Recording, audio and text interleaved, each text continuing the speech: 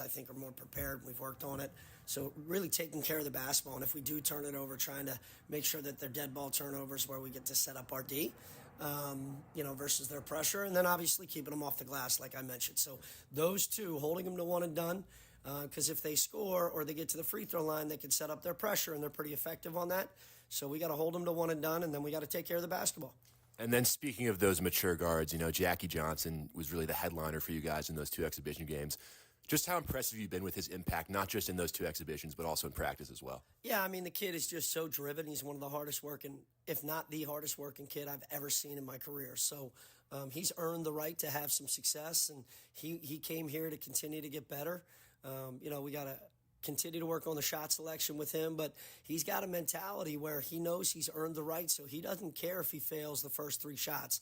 He knows he's worked as hard, if not harder than anybody, so he's not afraid to take the fifth and the sixth and the seventh. And that's something I think we lacked a little bit last year, someone who was more like Darius Quisenberry. Every time you give him the ball, you knew he was going to get really aggressive. But now he's starting to learn how to play with our guys too, which is fun, and he's tough on the defensive end. So he's been a great addition for our guys because he's raised the level of practice. He's raised Jaffe's level of competition, Will's as well, and Zach. So just really excited about the type of kid he is too. He's done a tremendous job fitting in.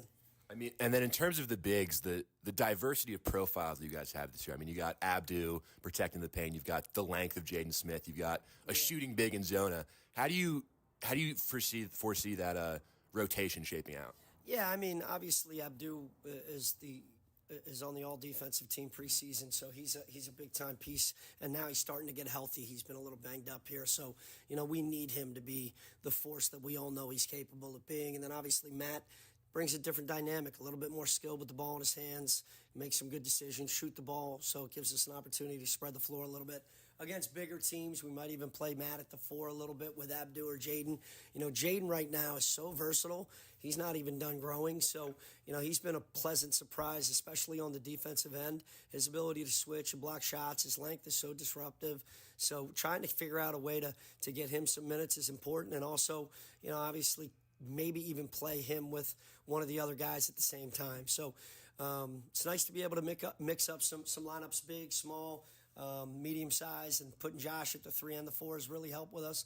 So excited about everybody's development, quite frankly. Coach, I feel like we've been talking about the start of the season for months now, this game against St. John's. Just how pumped are you that it's finally here? Oh, man, we are so excited. We were excited for our exhibition games because we've been beating up on each other since June 1st. And, obviously the season's here. We get into a serious routine once the season starts. And, got a lot of upperclassmen, seniors that this is their last go-around. So they're really excited. The maturity has been fantastic. The leadership's been great. So everybody's really just ready to get going, man. All right. Thanks, Coach. Go Rams. Here to perform the Star-Spangled Banner, please welcome Joy Amaro.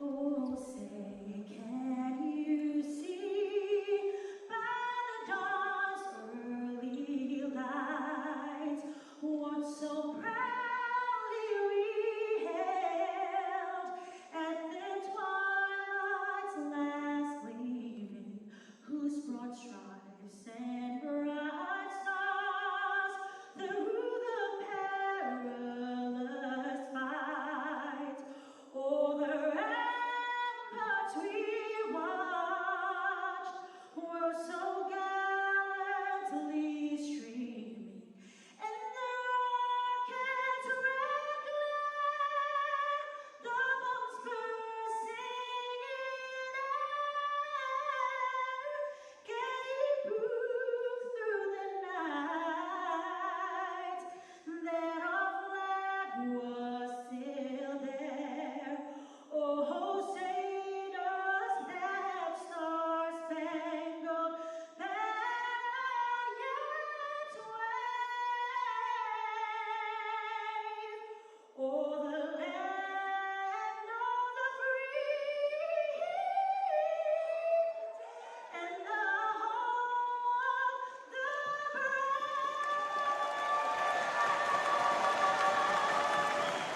Ladies and gentlemen, Joy Amaro.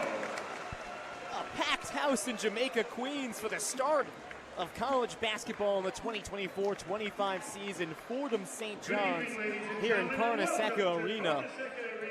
About 5 minutes away from our opening tip-off, and with that, let's give you guys the starting lineups, and we'll start with the Fordham Rams. We get our first look at a new three-headed monster in the backcourt. Jaffe Mador, the UNLV transfer Jackie Johnson III, and Will Richardson. Ramon Dean gets the start at the 4, and at the 5, Matt Zona, the Notre Dame transfer, 6'9". He'll be the one locking up the paint.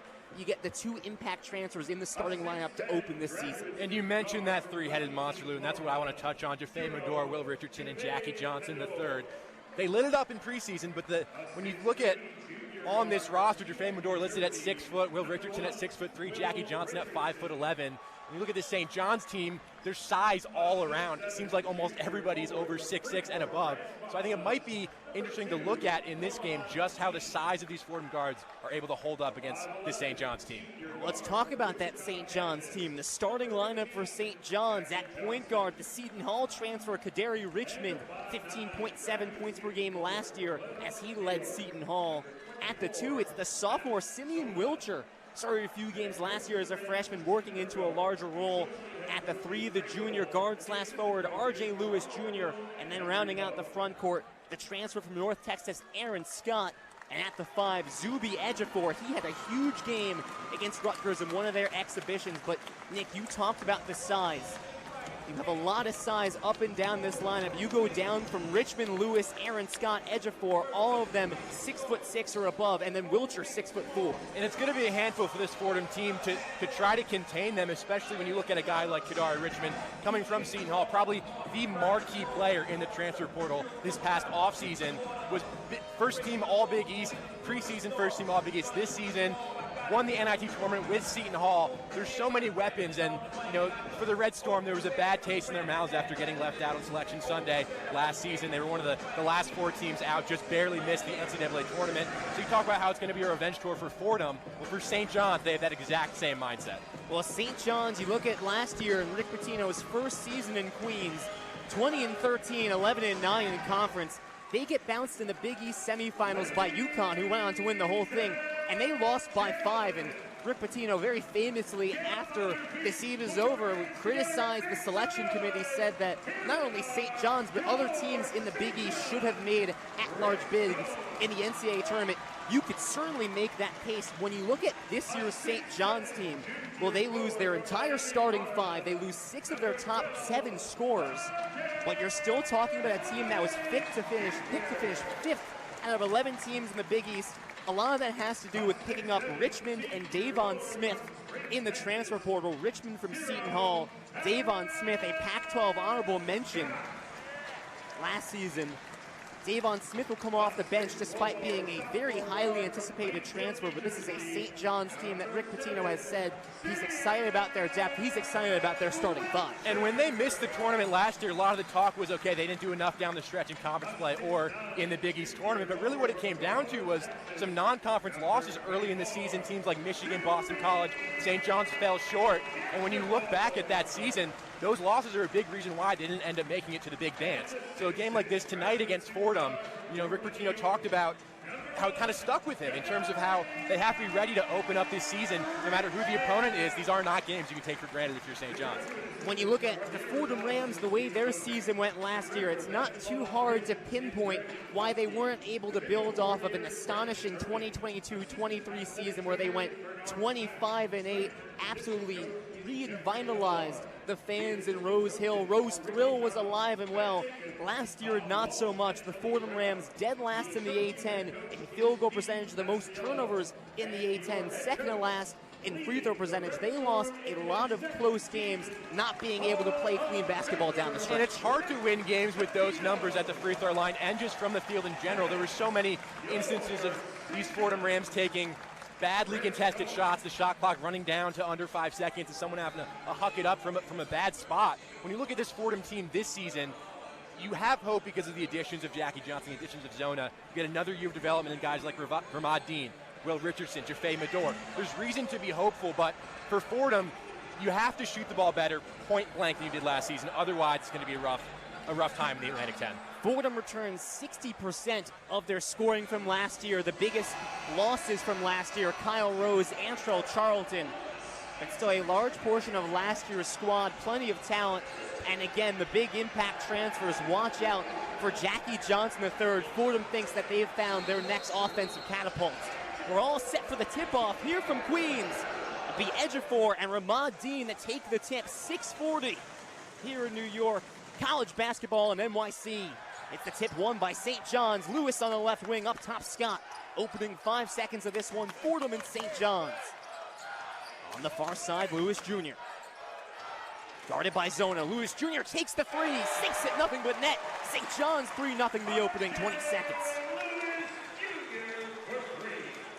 Fordham will look for a response, and again, their 2 exhibition games, the offense ran through number 15, Jackie Johnson III. He gets the ball on the left wing, guarded by Lewis Jr. Dribbles right. Johnson, the deep right wing three. No good off left iron. Zona, the offensive rebound. Free throw line pass for Dean. Dribbles down to the right block, back to the basket, fakes. Swarmed by 2 defenders, kicks out Richardson, straightaway three. It's good. Fordham ties opening minute. The rebounds are going to be key. Matt Zona grabbing the offensive boards, a good sign for Fordham early. Matt Zona spent 4 years at Notre Dame playing in the ACC. His team in 22 went to the NCAA tournament. Ejiofor hands off for Richmond, top of the key. Richmond drives up with the right hand, it's good. Richmond's first bucket in a St. John's uniform. St. John's 5, Fordham 3, 18:45 left in the first half. Here's Will Richardson, swings it. Center court for Johnson. Johnson uses the Zona screen right. Johnson drives, kicks out Dean. Left wing three, no good off the backboard. Taken up the other way, Wilcher at the free throw line. Hesitates, drives up with the right hand, banks it in. 7-3, St. John's ahead. First points for the sophomore Simeon Wilcher after a promising freshman season. Deep left wing three, Johnson rolls out. Almost had it. Instead, no good. St. John's will look to add. 18-10 left in the first half. St. John's up by 4. Ejiofor, top of the key, three. No good off front iron, rebound Medor. Jaffe Medor, his second season with the Rams, drives right, stumbles, kicks to the corner, Richardson, left wing Johnson. Johnson drives, block, tries to drop it off for Medor. Miscommunication, the pass trickles out of bounds. Not a great start for Jackie Johnson. 2 deep threes, something that Coach Ergo talked about when I just talked to him on Saturday, was about shot selection, still working on that for Jackie Johnson. 2 threes, not great looks, and then a turnover there. Well, Keith Ergo said when he was looking at Jackie Johnson, said he's a microwave, can get hot like that. You saw it in the UMBC exhibition. He explodes for 23 points, and he sank a couple of those deep threes. Richmond swings left for Wilcher. Off the Ejiofor screen, back into the hands of Richmond near side. Richmond hesitates, drives, goes up, can't bank it in. Good defense by Zona. Johnson will look to push. He's cut off by Lewis Jr. Swipes it away, but too much shoulder-to-shoulder contact. Something to look at is whether or not Matt Zona is going to be able to hold his own down low defensively. We know Fordham have Abdou Simbila on the bench to protect the paint, but Zona's weakness probably defensively, moving his feet, the athleticism, but right there, goes up strong and is able to get the contest. Kadari Richmond shaping up to be the leading scorer for St. John's this year. Zona with a nice shot contest on him in the block. Zona hands off Medor, left wing. The Rams trail 7-3, opening 3 minutes. Will Richardson, right wing, takes the elbow two and airballs. You hear some airball chants from this packed house in Carnesecca Arena. Pressure from the Fordham Rams, but whistles, and they'll get a sub. Ramad Dean off, and here's number 5, Josh Rivera, into the game. And Rivera will go right up to pressure Kadari Richmond on the baseline inbound. Fordham in their full-out blitzing full-court press. Ergo said they're going to be more aggressive this season. Richmond crosses half court, bounces left side for Lewis, spins around, the pass to Ejiofor. Basket down low is no good. The rebound by Rivera.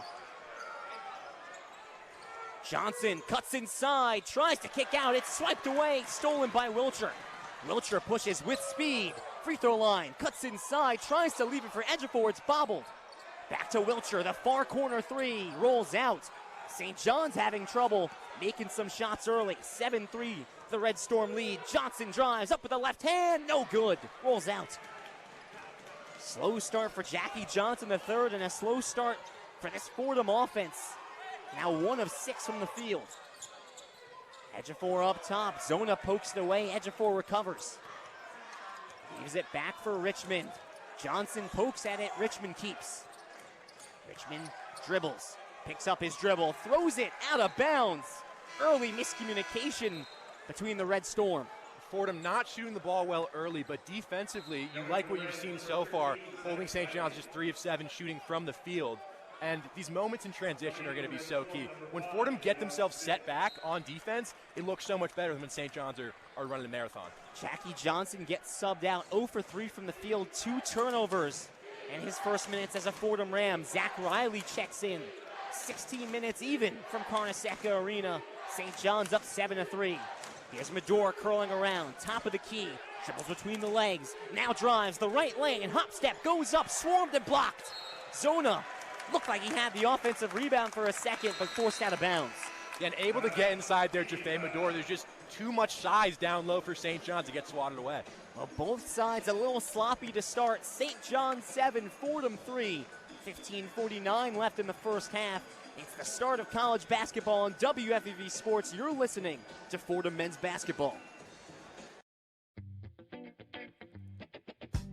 Hey, it's Chaz McAdams here calling you to tune in to WFUV Sports One-on-One, New York's longest running sports call-in show. With hot takes covering all sports from the 5 boroughs and beyond, to interviews with some of the biggest names in sports media. We're live Saturdays on the WFUV Sports YouTube from 11 a.m. to 2 p.m. and then later on 90.7 FM from 11 p.m. to 2 a.m. Come join us next Saturday for One-on-One.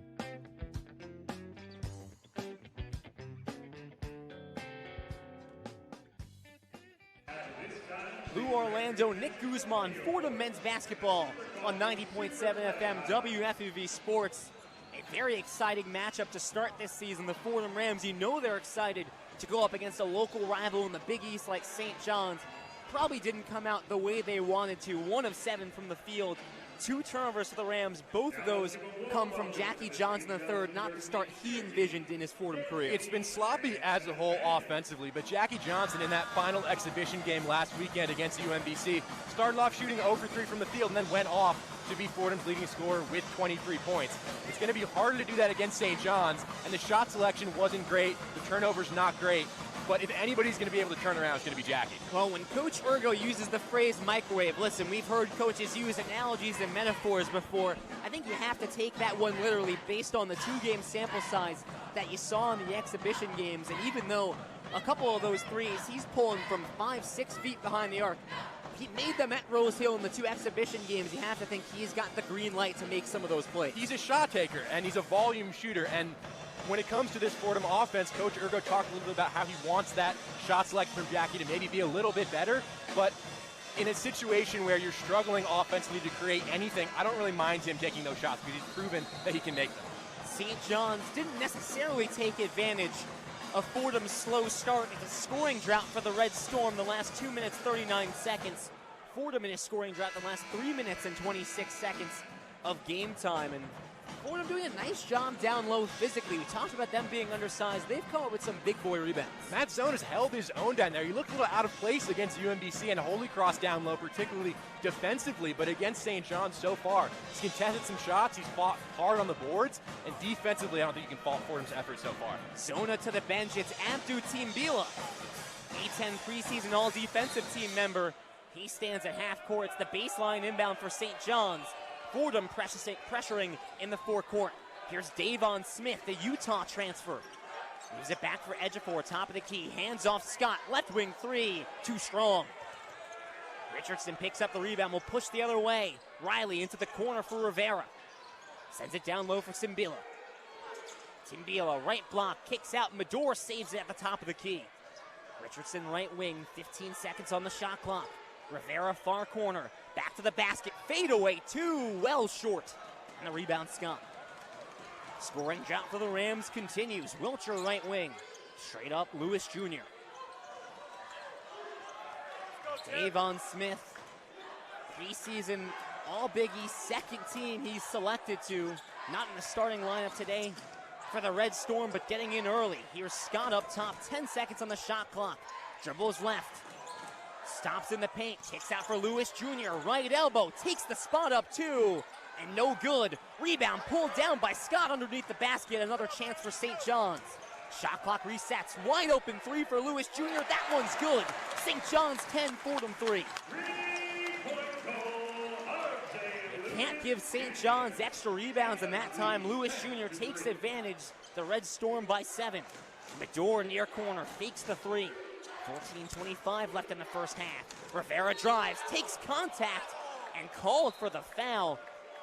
Josh Rivera initiating that contact, but gets the foul called on Aaron Scott. Yeah, that's a good drive from Josh Rivera. They're going to take it out underneath, maybe better considering Josh Rivera at the free throw line, what we've seen last season and in the exhibitions. But for Fordham on the other end, you got to grab those defensive rebounds. It's something Coach Ergo was harping on all week after the exhibition against UMBC. If Fordham wants to be successful, they have to hold St. John's to one and done. 10-3 St. John's, 14:21 left in the first half. Baseline inbound for Rivera. Finds Timbila in the near corner. Here's Medor, open left wing three, no good off right iron. The rebound, Lewis. St. John's with speed. Lewis drives the right lane. He's double teamed, makes the shot. No basket, and 3 seconds going the other way. I think it's an offensive foul called on Lewis. Used that left hand to create some separation as he drove towards the basket. So Fordham not penalized on the drive by Joshua Rivera. St. John's clearly miffed by that. This time Lewis Jr. drives, initiates the contact, and they do get him for the foul. So still 10-3, 14-11 left in the first half. Rivera rolls it ahead for Medor. Medor bounces for Team Vila, top of the key. Hands off Johnson, freshly checked back into the game. Swings left, Medor. Medor, well covered up in the left wing. Free throw line, kicks out, it's stolen away by Scott. Scott on the fast break, goes up, and the two-hand layup is good. 12-3, the Red Storm lead. Medor will slow things down. Fordham having a real tough time getting things going offensively. Here's Team Beal on top of the key. Hands off Medor left wing. Into the corner, Johnson. Behind the perimeter. Steps back. Takes the right wing three. No good at an air ball. And the crowd's going to let him hear it. He's at least 4 steps beyond the arc on that one and wasn't even close to the rim. But every time Fordham are trying to drive into the lane, there's so much size under there. It's either a turnover or a misplaced pass. Fordham really confused on offense right now, just 1 for 10 shooting. St. John's penalized. Fordham gets the inbound. It's an errant pass. Tipped by Davon Smith along the near sideline. It stays here for Fordham, but the Rams very sloppy. Very sloppy. Just on that inbound play underneath, can't get the ball in cleanly, and they're just struggling to do the fundamentals right now against the St. John's team. Fancy Wachuku, Brady Dunlap checked in for St. John's. Ramad Dean back in for the Rams. 13:23 left in the first half. They trail by 9. Sidelines inbound. Rivera has it tipped away. It's stolen by Smith. The left wing three bounces out. Rebound by Josh Rivera. Fordham careless with the basketball in the early going. And now 1 for 10 from the field. The scoring drought reaching over 6 minutes here. Johnson dribbles top of the key, passes right for Rivera. Hands off from Medor, uses the Team Vila screen. And Team Vila called for the moving pick, St. John's ball. It's been about as rough of a start as you could possibly imagine for Fordham to begin this game. 1 of 10 shooting offensive fouls now. Misplaced passes on inbounds plays. And St. John's really running away with it here early. And you have to think Hall of Fame coach Rick Pitino over by the St. John's bench. He can't be too happy with their performance as well, because this could very easily be a double-digit lead, a 15-point lead, if they were taking advantage of all of the mistakes Fordham's been making. Definitely, but they haven't been able to execute on the offensive end quite in the manner they're used to. Richmond hands off to Smith. The 2 transfers in the backcourt. Smith sends it back for Dunlap straight away.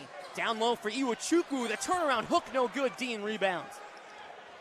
Johnson to push the other way. Rams trail 12-3, 12:35 to play in the first half. Will Richardson inside the three-point line, drives inside, wants the kick out, finds Dean down low, reverse layup, wild and no good. Davon Smith can't handle the pass, and he slaps the padding right in front of us. That's an easy turnover gifted to the Rams. Yeah, so as sloppy as Fordham have come out the gates in this one, St. John's also not playing up to their potential. But on that last Fordham offensive sequence, just so much size on there with Iwuchukwu. It's just such a deterrent. Fordham get down towards the basket and don't know what to do with it. The freshman forward Ruben Prey checked in for St. John's, standing at 6'10" from Portugal. There's Ramad Dean, swings right for Rivera, 10 on the shot clock. Rivera drives, steps back, free throw line 2. But instead, the foul called as Rivera too much with the elbow, the offensive foul. Similar to what we saw Luis do on the other end, just trying to create some separation. Fordham have struggled to do that in these opening 8 minutes. Almost seems like every shot they've taken has been contested. Rivera gets penalized there for trying to create some space for himself. Fouls, turnovers galore for the Fordham Rams. It's 12-3, the Red Storm lead. Richmond right in front of the half-court line, bounces for Iwuchukwu. Iwuchukwu guarded by Dean. There's the three from Ruben Prey, no good off right iron. The rebound by Richardson. Swings it right for Rivera. Rivera loses it on the right wing, but able to retain. Richardson slows it down, swings left Johnson off a screen from Zona. Johnson still on the left wing, driving on Smith. Tries to kick out to the corner, nearly intercepted. Instead, knocked away out of bounds by number 1, Kadari Richmond. 12-3, St. John's ahead. And Nick, the sloppy play continues to the Rams. 3 points and 8 and change. And the only silver lining is they've held St. John's just 5 of 14 shooting. They're playing sloppily as well, but if Fordham want any chance in this game, they have to figure things out on the offensive end of the floor. It's a 9-point lead for the Red Storm. That takes us to our second media timeout. And with that, let's send it back to the Rose Hill Studios. Grace McCarron with the one-on-one scoreboard update. The one-on-one scoreboard. Some A-10 action for you tonight. The Santa Clara Broncos beat the St. Louis Billikens earlier today, 85-78. Your next games are tipping at 7 p.m. Navy heads to Philly to face St. Joseph's. In Massachusetts, the New Hampshire Wildcats will face the UMass Minutemen. At John Glazer Arena, the American Eagles fly in to face the LaSalle Explorers. NC Central visits George Mason. Davidson welcomes William Peace to North Carolina. Cal State Northridge at St. Bonaventure. Bellarmine visiting VCU. St. Francis visits Dayton. In the 8 p.m. slot, Mercyhurst heads to D.C. to take on GW. Lipscomb to Pittsburgh against Duquesne. Finally, Fairfield visits Rhode Island, and we have an all-Chicago matchup at 8:30. Loyola Chicago versus Chicago State. With your scoreboard updates, I'm Grace McCarron.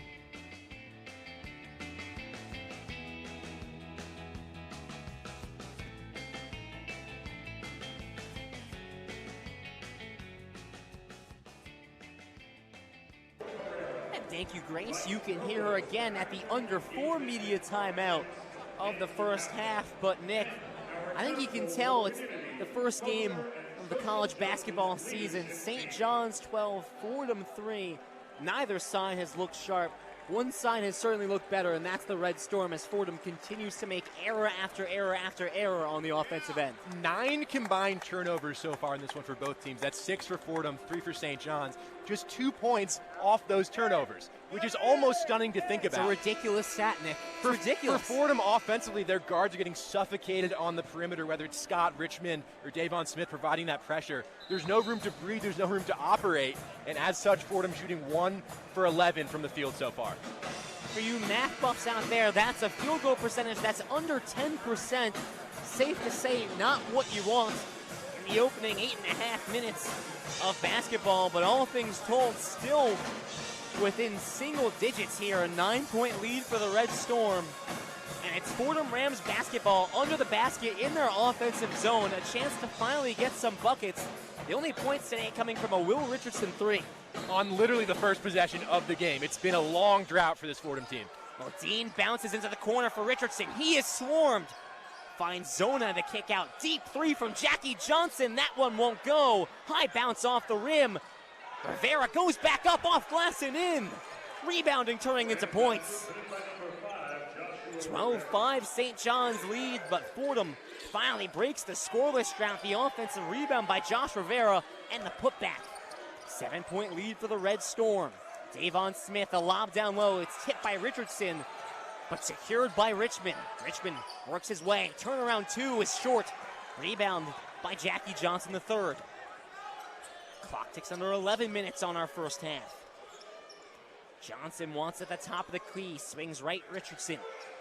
Down low to Dean. Kicks out Rivera. Open at the top of the key. He pumps, swings right, Dean. Dean kicks out to Johnson, well beyond the three-point line. 10 seconds on the shot clock. Johnson drives, stops, spins around. The two is good. Johnson's first points as a Ram. It's 12-7 St. John's. Much, much better coming out of this immediate timeout. Crashing the boards, Josh Rivera, Jackie Johnson able to get inside, and Fordham all of a sudden within 5. And Rick Pitino not having any of that. He'll call a quick timeout. 4 unanswered by the Rams. It's 12-7 the St. John's lead. An offensive rebound by Josh Rivera sparks the Fordham offense, and then all of a sudden you see Jackie Johnson get going. That's a contested two, but one that he can make even at 5'11". And for all of Fordham's struggles in this recent stretch, it was only 12-3. You make 2 buckets, and all of a sudden it's a 5-point game. So you feel like however displeased Keith Urgo was about his team's execution, Rick Pitino probably even more so, just based on the turnovers from St. John's and the lack of capitalization when Fordham's made their mistakes. Well, a lot of continuity left last year with St. John's, so they don't have a ton remaining. Again, you talk about 6 of their top 7 scorers departing, either graduating or transferring out. Simeon Wilcher, the top returning scorer for this team, but it's almost a brand new starting 5 for St. John's. A lot of new faces and still working out the kinks in the early going. It's into the hands of the sophomore Simeon Wilcher. Hands off for the Utah transfer Davon Smith. Smith hands off for the Seton Hall transfer, Kadari Richmond. No look pass down low. Oh, he had Wilcher wide open. Wilcher couldn't handle it. That was an easy 2 points, Nick. If he corrals that one, that's probably the easiest bucket he'll get all day. But again, so sloppy from St. John's. Just off the hands, out of play, and it's going to be Fordham basketball. And you see the facilitating skills by Kadari Richmond led Seton Hall with 5.1 assists per game. That was a beautiful feed. Wilcher just couldn't come up with it. Seton Hall will pressure, but Rivera able to break the pass on the far side. Hands off Johnson at the St. John's logo. 10:05 left to play in the first half. Fordham trails 12-7. Richardson slowed things down on the far side. Top of the key, Zona. Hands back off to Richardson. 9 on the shot clock. There's Rivera right wing. Drives to the short corner. Back out Zona. Right wing 3. It's well short. The rebound by Johnson. He takes the left wing 3, and it's good. Fordham back within 2, 12-10. Wide open 3 for Jackie Johnson III as he gets the offensive rebound. Lets it fly. Fordham has stormed back, 7 unanswered. Here's Ejiofor, drives the right lane on Zona. Oh, tough contested 2. St. John's back up by 4. Ejiofor had 27 in their exhibition game against Rutgers to lead all scorers. That's a Rutgers team with guys like Dylan Harper and Ace Bailey. 6'9", but an athletic 6'9". Fordham on the offensive end. The handoff for Johnson. Their left elbow, 2, nothing but net. Jackie Johnson starting to heat up. 14-12 St. John's. 9:02 left to play in the first half. Here's Davon Smith speeding. Cross-court pass for Richmond. Hops into the paint. Puts up the 2. It's good. Both sides starting to heat up as they trade buckets. 16-12 the Red Storm lead. Into the hands of Jackie Johnson after a slow start. Nick, you said it. He can get going like that in a blink. 7 points, 3 of 8 shooting. Drives, floater, it's good. Jackie Johnson again. 16-14, St. John's ahead. We saw this exact thing at UMBC. Jackie started cold and all of a sudden led all Fordham scores. Fordham has now made 3 of their last 3 field goals after an awful start from the field. Left wing 3, Smith. It rolls around and in. 19-14, the Red Storm ahead. And that's the first points in the St. John's career of Davon Smith after a very successful tenure at spots like Utah, Georgia Tech. There's Rivera up top. It's back out for Zona. Fakes the 3, drives in. This is Dean left wing. Dean wide open for Rivera in the corner. Takes the 3. It's good. Fordham answers the St. John's 3 with a 3 of their own. 19-17, they trail by 2. 7:45 left to play. Ejiofor thinks about the three, instead passes Wilcher. Fakes, takes the deep two. It's no good, but the foul. Richardson knocked him to the ground. All of a sudden, both teams executing on a really high level on the offensive end, but Fordham, Jackie Johnson, the catalyst here, making his last 4 shots and really being the impact man to spark this Fordham offense. Well, after a very slow start for the first 8-9 minutes of this game, both of these offenses have gotten going. Fordham has made their last 4 shots. St. John's their last 3. We're starting to see these two teams hit from 3. It's 19-17, the Red Storm lead, with 7:40 left in the first half. Lou Orlando, Nick Guzman, Fordham men's basketball on WFUV Sports.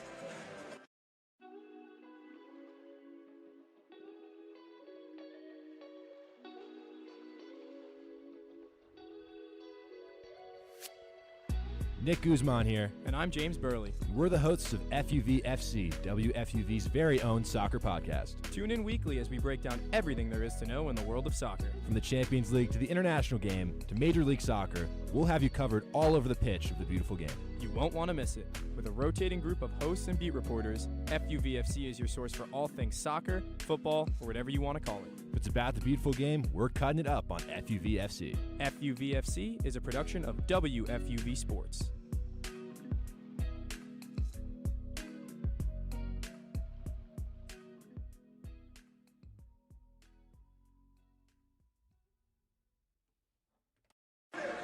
Fordham men's basketball, 90.7 FM. Lou Orlando, Nick Guzman.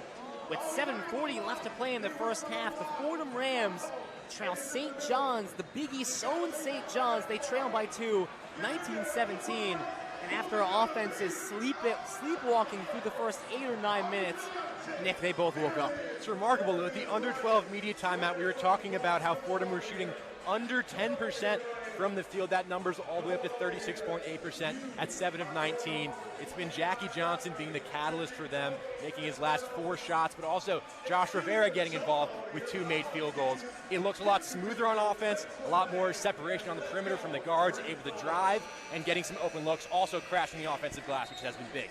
For St. John's, you look at the last 2 baskets, a 2 inside by Kadari Richmond, a 3 from Davon Smith. You have to think that's the formula. Those are the 2 impact transfers, the 2 preseason all-selections in the Big East. We've talked about Kadari Richmond. Davon Smith broke the NCAA record for triple-doubles, or broke the Utah record. Let's try that one more time. Broke the Pac-12 record for triple-doubles in a single season. He had 5, broke Jason Kidd's record. This is a really talented kid. I know he's coming off the bench. He's going to take them a long way. Definitely. When you consider all Pac-12 honorable mention helping that Utah team reach the NIT semifinals, there's so many talented transfers coming into the St. John's team. Davon Smith has a real chance to be an impact player for them.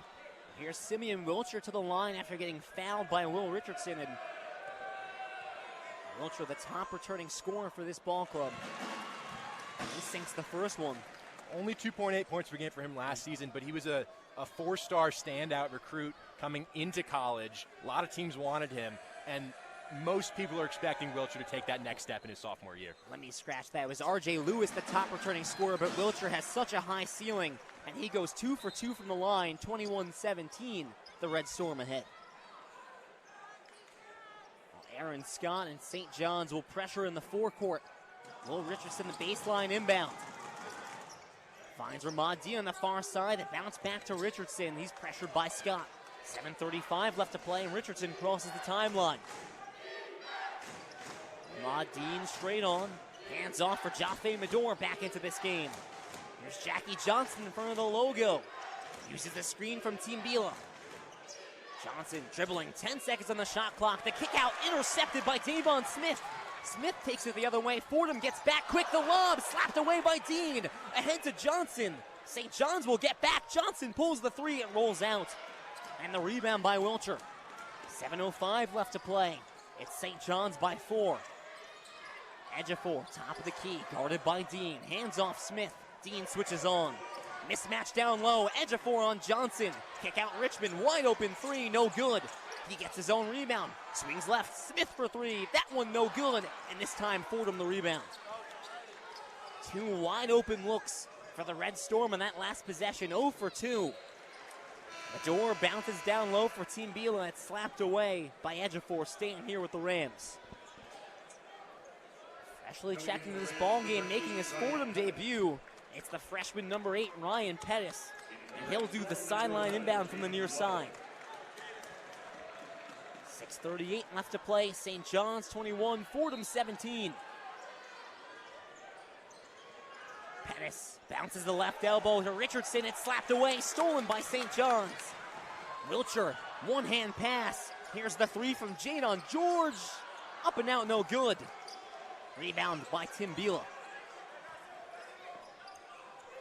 Fordham will slow things down, 6.5 to play. They trail by 4. Richardson controls up top. Biela, right elbow, hands off for Richardson. Has it slapped away and recovers behind the three-point line. Pettis in the corner, bounces down low. Team Biela works around, kicks out. It's tipped and knocked out of bounds. Kadari Richmond, the last player to get a finger on it. It stays here for Fordham with 5 on the shot clock. A little bit sloppy for the Rams offensively coming out of that last timeout. They got Ryan Pettis in the game now, a little bit of a different look, and Abdu in there as well. So we'll see if Fordham can pick it up. Rivera checks in, Dean to the bench. Richardson bounces to Rivera, tries to hand off back to Richardson. And Richardson gets caught along the sidelines, out of bounds, and St. John's ball. Good pressure on that inbound. That's 2 sideline inbounds in a row here that have been sloppy for Fordham, resulting in turnovers. You got to clean that stuff up, especially against a team like St. John's. And even 6 minutes to play, and Ryan Pettis up in the grill of Kadari Richmond. Richmond crosses the timeline, drives in, the open lane, the 2 no good, but contact after the fact. Abdu Timbilo went up to block that shot and instead made contact with the body of Richmond. Thought for a second Richmond was going to go for the slam there. Opts for the layup. Abdu just a little bit late. Gets the contact, and Kadari Richmond's going to shoot 2 for St. John's. Kadari Richmond, he, in the starting 5 for St. John's, listed as the point guard. 6'6", 205 pounds from Brooklyn, a local kid.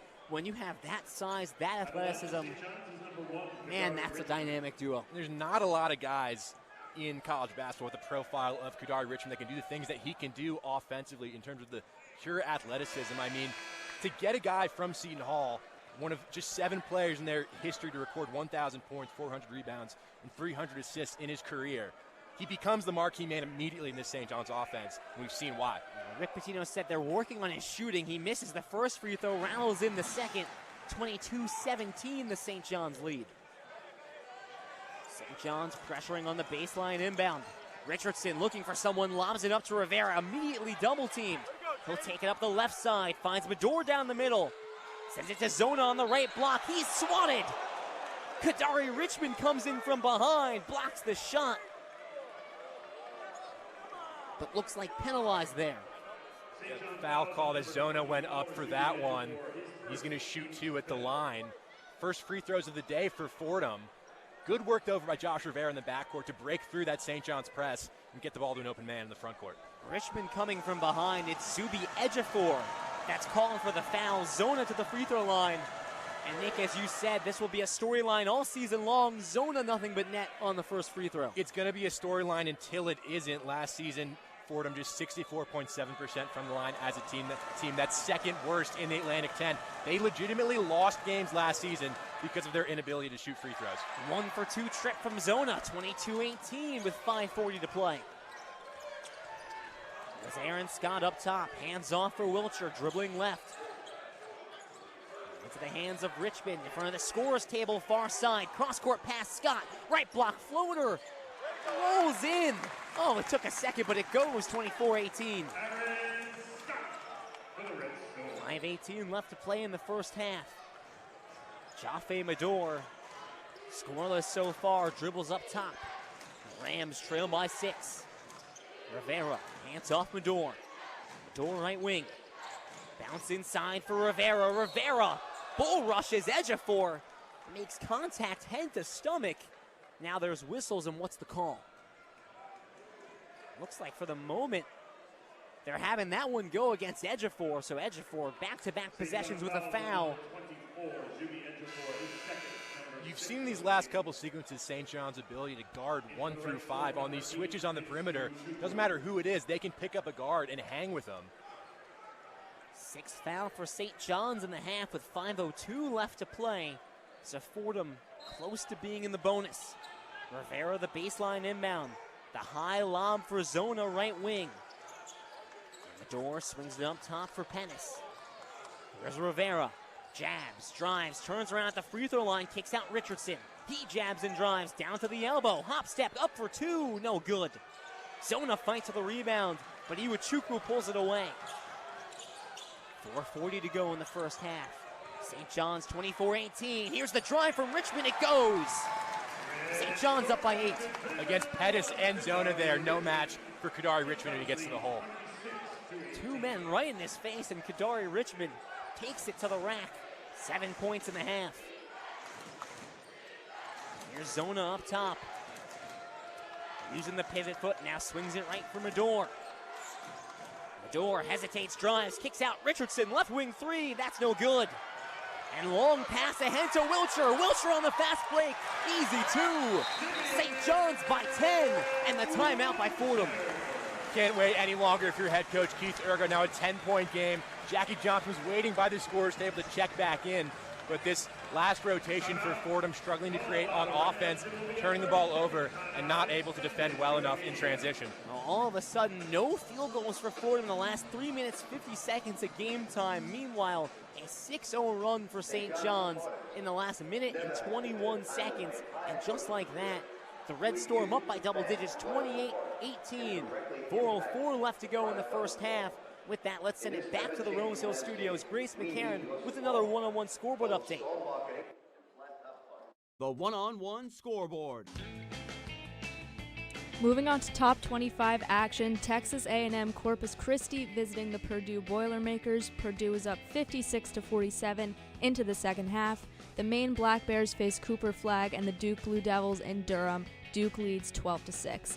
At 8 p.m., the Howard Bison play the #1 Kansas Jayhawks in the Allen Fieldhouse, and Jackson State heads to H-Town to face Houston. An all-Florida matchup as UF heads to South Florida. Long Island's very own Stony Brook Seawolves head to Wisconsin against Marquette. Elon faces UNC in an all-North Carolina face-off at 9 p.m. On the 10 o'clock slate, Ohio State heads down south to Texas to face the Longhorns. Canisius heads west to face the Arizona Wildcats. At 10:30, Rider versus UCLA. And the big matchup at 11:30, Baylor at Gonzaga. With your scoreboard updates, I'm Grace McCarron.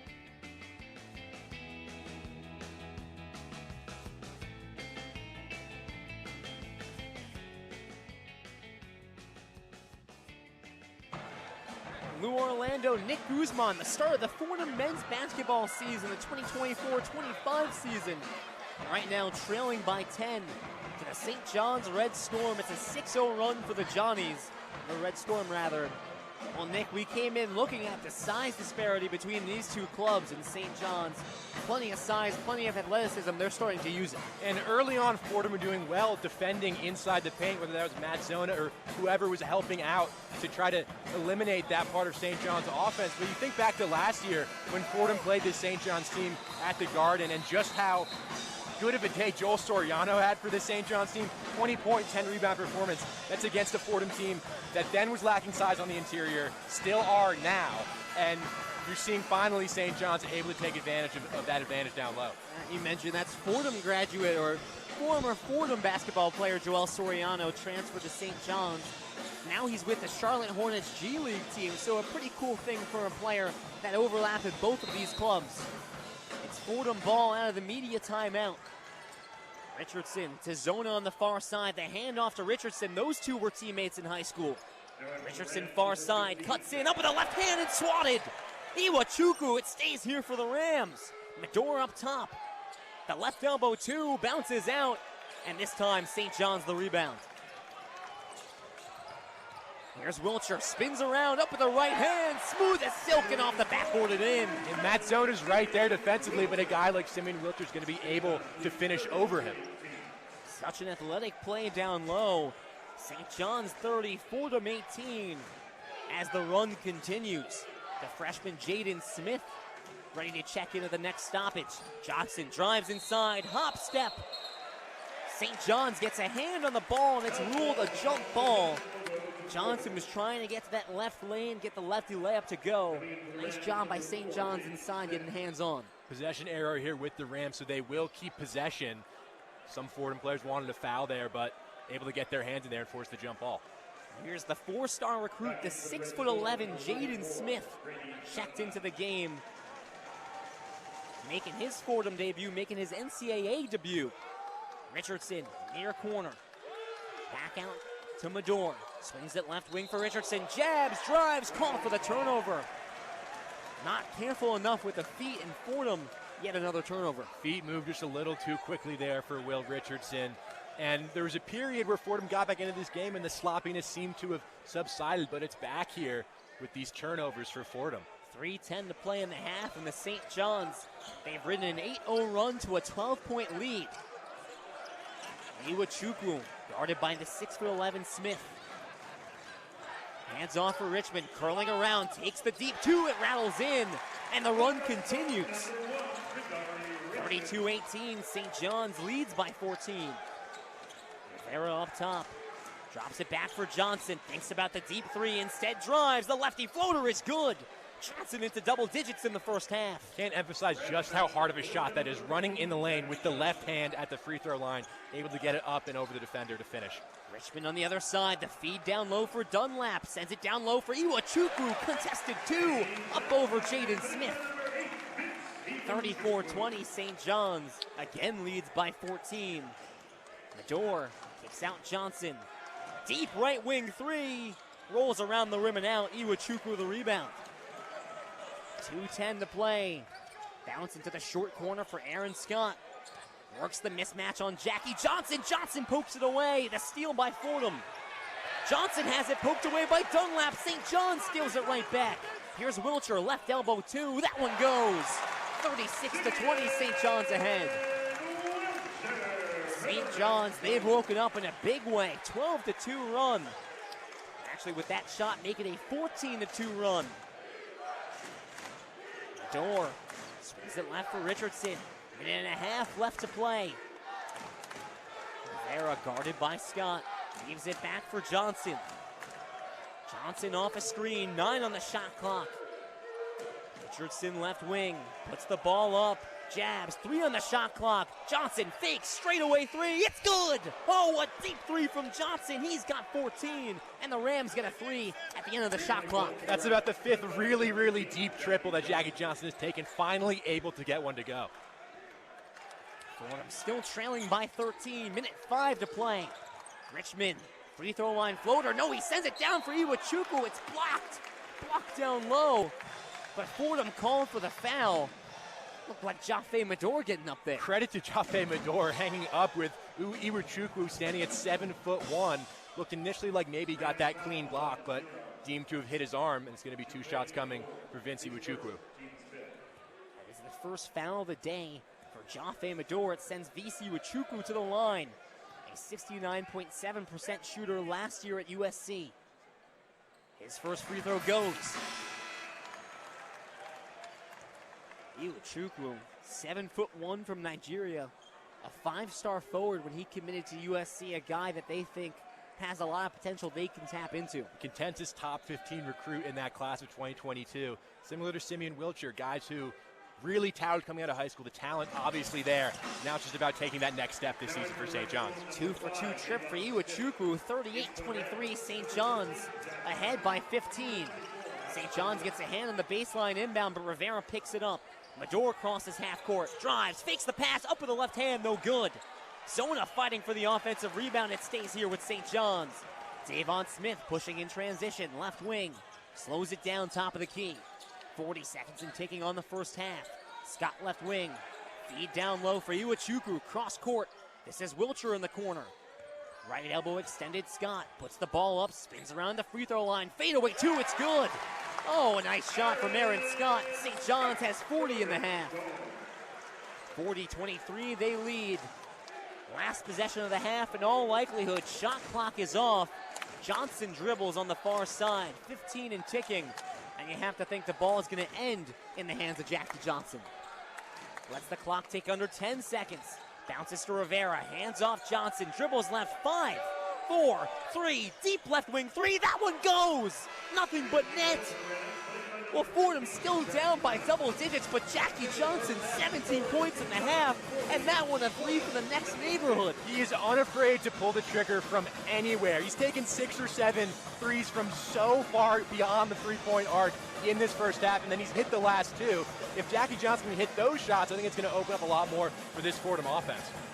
Well, we close our first half, and Nick, you just kind of talked about it, but where would Fordham be without Jackie Johnson III? 17 points, 7 of 14 shooting, 3 of 9 from beyond the arc, and all of those threes deep threes. Especially when you consider he started 0 for 4 in this game. To pick it back up to get his shooting percentage back to 50%. If it wasn't for Jackie Johnson, this Fordham team would be down by a lot more than 14 points. Johnson leads the Fordham scoring with 17, Rivera with 5, Richardson with 3, Matt Zona with 1. On the St. John's side, Simeon Wilcher, the only player in double digits, he's got 10, but it's been collective scoring. Kadari Richmond with 9, 6 points for Aaron Scott, 6 points for R.J. Lewis Jr. With that, we take you into our halftime show. St. John's 40, Fordham 26, the Rams trail by 14. At halftime, Lou Orlando, Nick Guzman will hand it off to the Rose Hill Studios. Daniel Melia, Grace McCarron, the one-on-one halftime report. The one-on-one halftime report.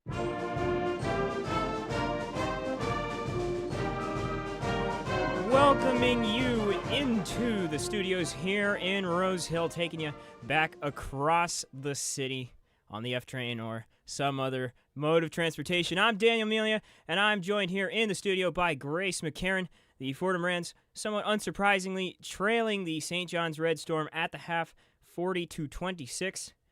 It has been an entertaining first half of basketball. It didn't look like it was going to end up that way at the beginning of it, but ended up being pretty high scoring for St. John's. So let's get into the analysis here.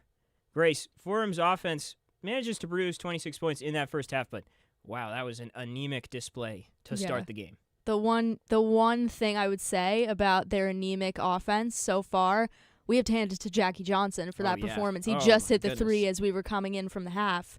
17 points. He was carrying the offense. No two ways about it. 17 of their 26 points. Yeah. If you're doing math in your head right now, just for y'all folks at home, that is almost 64%. Yeah. I mean, that is unbelievable. And he has been tremendous. We thought that he might be tremendous for them, given the way he played in the preseason. But, I mean, I don't think anybody expected a performance of that proportion to start the season. But I'll say this. There has to be a better offensive game plan than hoping and praying that he is going to carry you. Because as good as he's been, they're down 14 at the half. And also, how many possessions have we heard end with him jacking up a Curry range 3 as a kind of bailout? The offense has not been fluid, and it is an issue. Yeah, that's absolutely a problem, especially against a team in St. John's where you have a Hall of Fame coach. It's a Big East team. It's a little bit different caliber. And considering how the rest of the division looks this season, they got to step it up on offense if they want to contend for the tournament in March. Averaged 70.5 points per game last season, clearly not on pace to reach that today, barring an absolute miracle.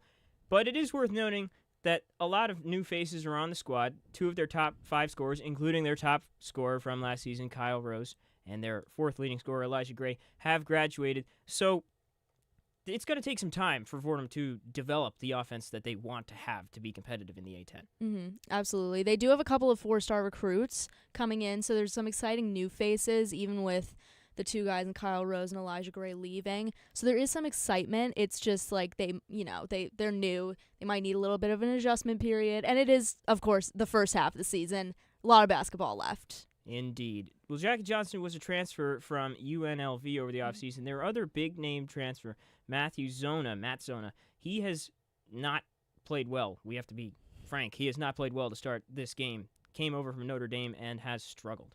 0 for 1.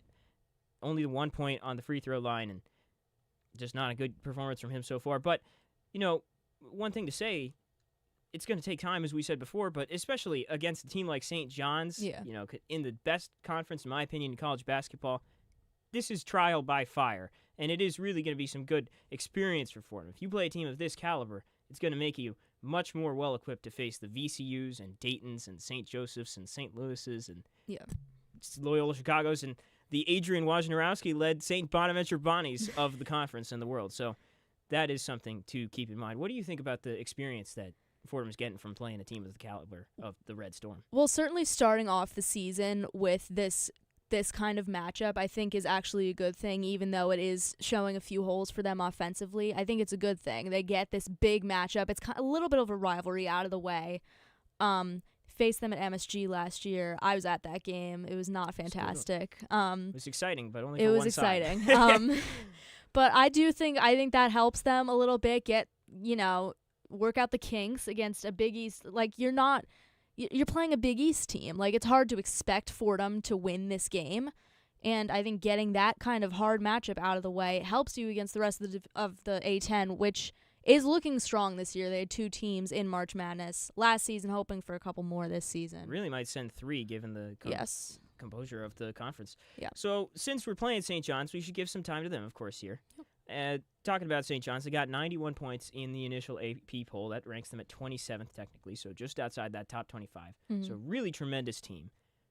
First 4 games of the season for them are against these kind of lower quality teams like Fordham, Quinnipiac, Wagner next week, and good mid-major in New Mexico. But the real meat of their schedule, of course, is going to come in the Big East. New York Post projected them to go 26-11 and make the Sweet 16. Based on what you've seen so far in this game, do you think they can live up to that?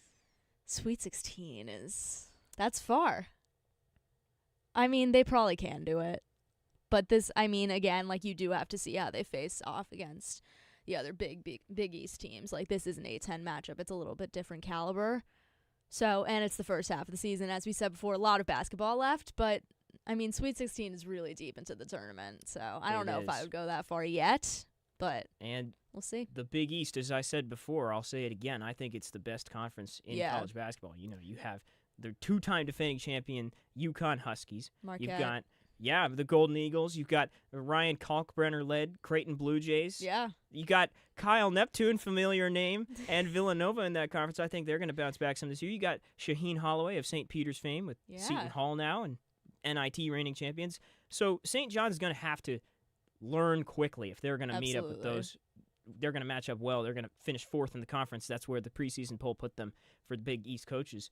They're going to have to learn quickly. Started this game slowly, but I have been impressed by this kind of second half of the first half, if you will. They really did put it together. Kadari Richmond, who was a CBS Sports preseason player to watch, he had a slow start, 4 points, 2 turnovers in the first 10 minutes. He picked it up a bit. And the name we've heard a lot of is Davon Smith, transferred from Utah in the offseason. This is 4th team in 5 years, averaged 13.3 points per game with Utah last year. But, man, he has been filling it up in this first half. Has anything stuck out to you from the Johnnies so far? Just the offense, 40 points in the first half. Most of them coming in the last 10 minutes. Yeah, they went on a great run towards the end of the half, which is kind of scary. But yeah, just the points scoring. They can get the ball in the net, which Fordham did seem to struggle with a little bit, unless your name's Jackie Johnson. Yeah, just they're going to score a lot of points, and it is what it is. And this is a Fordham team that hangs its hat on tough, hard-nosed defense. So if you're going to be able to score against them, then, even though they're a mid-major, you might be able to fill it up against other teams. Yeah. So going to be interesting to see how the St. John's roster works out, especially because this is year 2 of the Patino project, and now he has a roster that's really of his own composure. As we heard Lou say in the first half, their leading returning scorer had 2.8 points per game last year. So really a whole new roster. Interesting to see them debuting. Fordham has some new faces, too. Both of these teams just going to take some time, as I've said now a couple times, to gel. And I guess we saw that even develop in the second half of the first half, as I said. So, as Rick Pitino says, nothing changes if nothing changes. There's going to be some growing pains. Well, that is going to wrap it up for this halftime presentation here at the Rose Hill Studios. We will send it back to Queens, to Jamaica. We'll get on the LIRR, or again, take some other mode of transportation, and get out there to Jamaica, to St. John's. Second half of basketball coming. I'm Daniel Melia. I've been here with Grace McCarron. We'll see you after the game. New Orlando, Nick Guzman.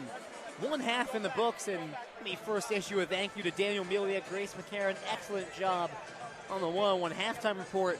Well, one half in the books, St. John's 40, Fordham 26. I think if you looked at that score through one half, you'd go, Fordham trailing by 14, that's not the end of the world. St. John's is one of the better teams in the Big East, but it was an interesting watch for Fordham to start so slow, even up the game, get back within 2 with a little less than halfway to go in the second half, and then St. John's fully wakes up and they have their way. And it feels like that first half was divided almost into like 3 separate games. There was the beginning part where Fordham couldn't make a basket to save their lives. They were turning the ball over consistently. St. John's really doing the same thing. It seemed like we were at 12-3 for so long. And then Rick Pitino called a timeout. Both teams seemed to wake up offensively. Jackie Johnson woke up, now shooting 7 of 14, 17 points to lead the way for Fordham. Next closest scorer is Josh Rivera with 5. But then Jackie got subbed out for a little bit. Ryan Pettis came in. The rotation got mixed up a little bit. And St. John's went on their big run. And finally, guys like Wiltshire and Kadari Richmond really started to wake up and show why they're so highly touted, why this St. John's team is predicted to be so good this season. Jackie Johnson III, everyone gets excited when you see the exhibition games. 20 points against Holy Cross, 23 against UMBC, and you see the three-point shooting. I think part of you wonders, does it translate from Patriot League America East opponents to a team in the Big East? Evidently it translates. 17 points and 3 very deep threes for Jackie Johnson III. It seems like Fordham got a really good one from UNLV. And he's pulling them from legitimately anywhere. It's clear from head coach Keith Erger that Jackie has the green light to shoot the ball whenever he wants to. And when those shots are missing from well beyond the arc, it looks a little bit rough. You think maybe you could work for a better look. But considering just how much Fordham struggled to create anything offensively, particularly down low in the paint, you don't really mind Jackie taking those shots if he's going to be making them. I think the attention turns to this Fordham and St. John's game. What does Fordham do in the second half? We saw St. John's use their size and use it effectively. And coming in, you talk about the size disparity. Fordham's going to have a real tough time banging down low with a lot of those 6'6", 6'7" athletic freaks. How does Fordham adjust defensively? Well, when St. John's do miss on offense, which they're going to do, believe it or not, they're going to miss, you have to hold them to one-and-done possessions. You have to grab that defensive rebound. They were doing that very well early, but then St. John's started making all those shots from mid-range and not really getting a chance to grab those defensive rebounds. But I think defending in the paint, whether it's Zona or Timbila, whoever it is, it's going to be a tough task against these guards who are so long, have so much length, can reach around you as you're trying to block the shot. It's going to be a tough task for this Fordham team, but I think they can do it with good help defense. You just need numbers down low. Force the shot to be as difficult as possible for the St. John's team. The defense is going to be a tough task. The offense is going to be a tough task. We've seen these athletic and big St. John's guards erase a lot of the driving lanes that Fordham is used to having, especially you talk about someone like Joshua Rivera, 6'6", 215, someone used to having his way when he wants to drive inside, getting stopped on his way to the basket. The smaller guards like Will Richardson, Jaffe Medor, you love that three-headed monster, but they're all a little small and a little undersized. I think you're feeling that size mismatch on the offensive end, too. And I think that size mismatch is amplified just because of how big St. John's is. I think there's going to be plenty of games this season where Fordham can run out that trio of guards in Medor, in Richardson, and in Jackie Johnson. It's going to be totally fine. But with St. John's and all the size they have, particularly at the guard position, it makes it tough when you're trying to drive and you're Jaffe Medor and you get down low. All of a sudden, 3 St. John's defenders who are all standing above 6'6" converge around you. And then we saw a couple times where either it was Medor or Johnson driving down low, getting forced into the air, and then making an errant pass trying to save the possession. Driving to the paint is going to be difficult against this St. John's team, and you feel like if Fordham want to get back in this game, you're going to have to rely a little bit more on the perimeter shooting. A battle between 2 local schools, a battle between 2 coaches that are at very different stages in their career. Rick Pitino, his second season at St. John's, but his 37th season as an NCAA head coach. He's a Hall of Famer, 9th all-time in NCAA history with 854 wins. Keith Ergo not quite there yet, his 3rd season as head coach of the Fordham Rams, but Keith Ergo made adjustments halfway through that first half that seemed to spark something. Evidently, Pitino responded with some very smart adjustments of his own. And Coach Ergo is going to have to keep adjusting on the fly here when there's so many weapons on this St. John's team, whether it's Wiltshire or Scott or Richmond. Pretty much whoever's on the floor can score the ball. And when that's the case, you're defensively, it's going to be really tough for you to contain this St. John's team. But credit to Coach Urgo, midway through that first half, like you mentioned, Lou, made that adjustment, and Fordham looked a lot better for that 4 or 5 minute stretch. It's just the stretch at the beginning of the half and at the end of the half was pretty terrible, and that's why they're down 14. Fordham Rams playing up above their weight level. You go to the A-10, now you're playing against a Big East opponent in St. John's, and to be quite frank, it is a gauntlet of a schedule to start at least the first 2 games. St. John's today, we're halfway through. On Saturday, you go on the road and you take on Seton Hall, and Seton Hall maybe not as strong as they were last year when they made that NIT run, and obviously they lost their leading scorer, Kadari Richmond, who went to St. John's, but that is still a Big East opponent, a big challenge, and Fordham really challenging themselves right out the gate. But it's so beneficial to have this kind of non-conference schedule right away, because it prepares you for battle once we get into the Atlantic 10 come the new year. And for this Fordham team, yes, they might fall tonight to St. John's. They might fall on Saturday to Seton Hall. But I think you're learning a lot about how this team can be successful out here tonight. Keith Urgo talked post-game after the UMBC game, talked about the opening to this schedule and said, I think the A-10's as good as it's ever been since I've been here. I think there's a lot of high-level, high-major talent up and down the A-10. Games like this will help us get ready for that. Fordham doing an okay job of hanging with St. John's so far. They just withstood a pretty strong barrage from the Red Storm. And now they'll look to crawl their way back. 1 half of play in the books. St. John's 40, Fordham 26 as the Rams trail by 14. And it's the original starting 5 for the Rams back out there. Medora, Richardson, Jackie Johnson III, Ramad Dean, Matt Zona. The original starting 5 for St. John's as well. Lewis, Ejiofor, Wilcher, Richmond, and Aaron Scott. It's Richmond up top. St. John's starts the second half with possession up by 14. Bounce inside for Ejiofor, guarded by Dean. Kicks out Scott, open 3. Off right iron, no good. Ejiofor, the offensive rebound. Ball is loose on the near side. Looks to be staying here with St. John's.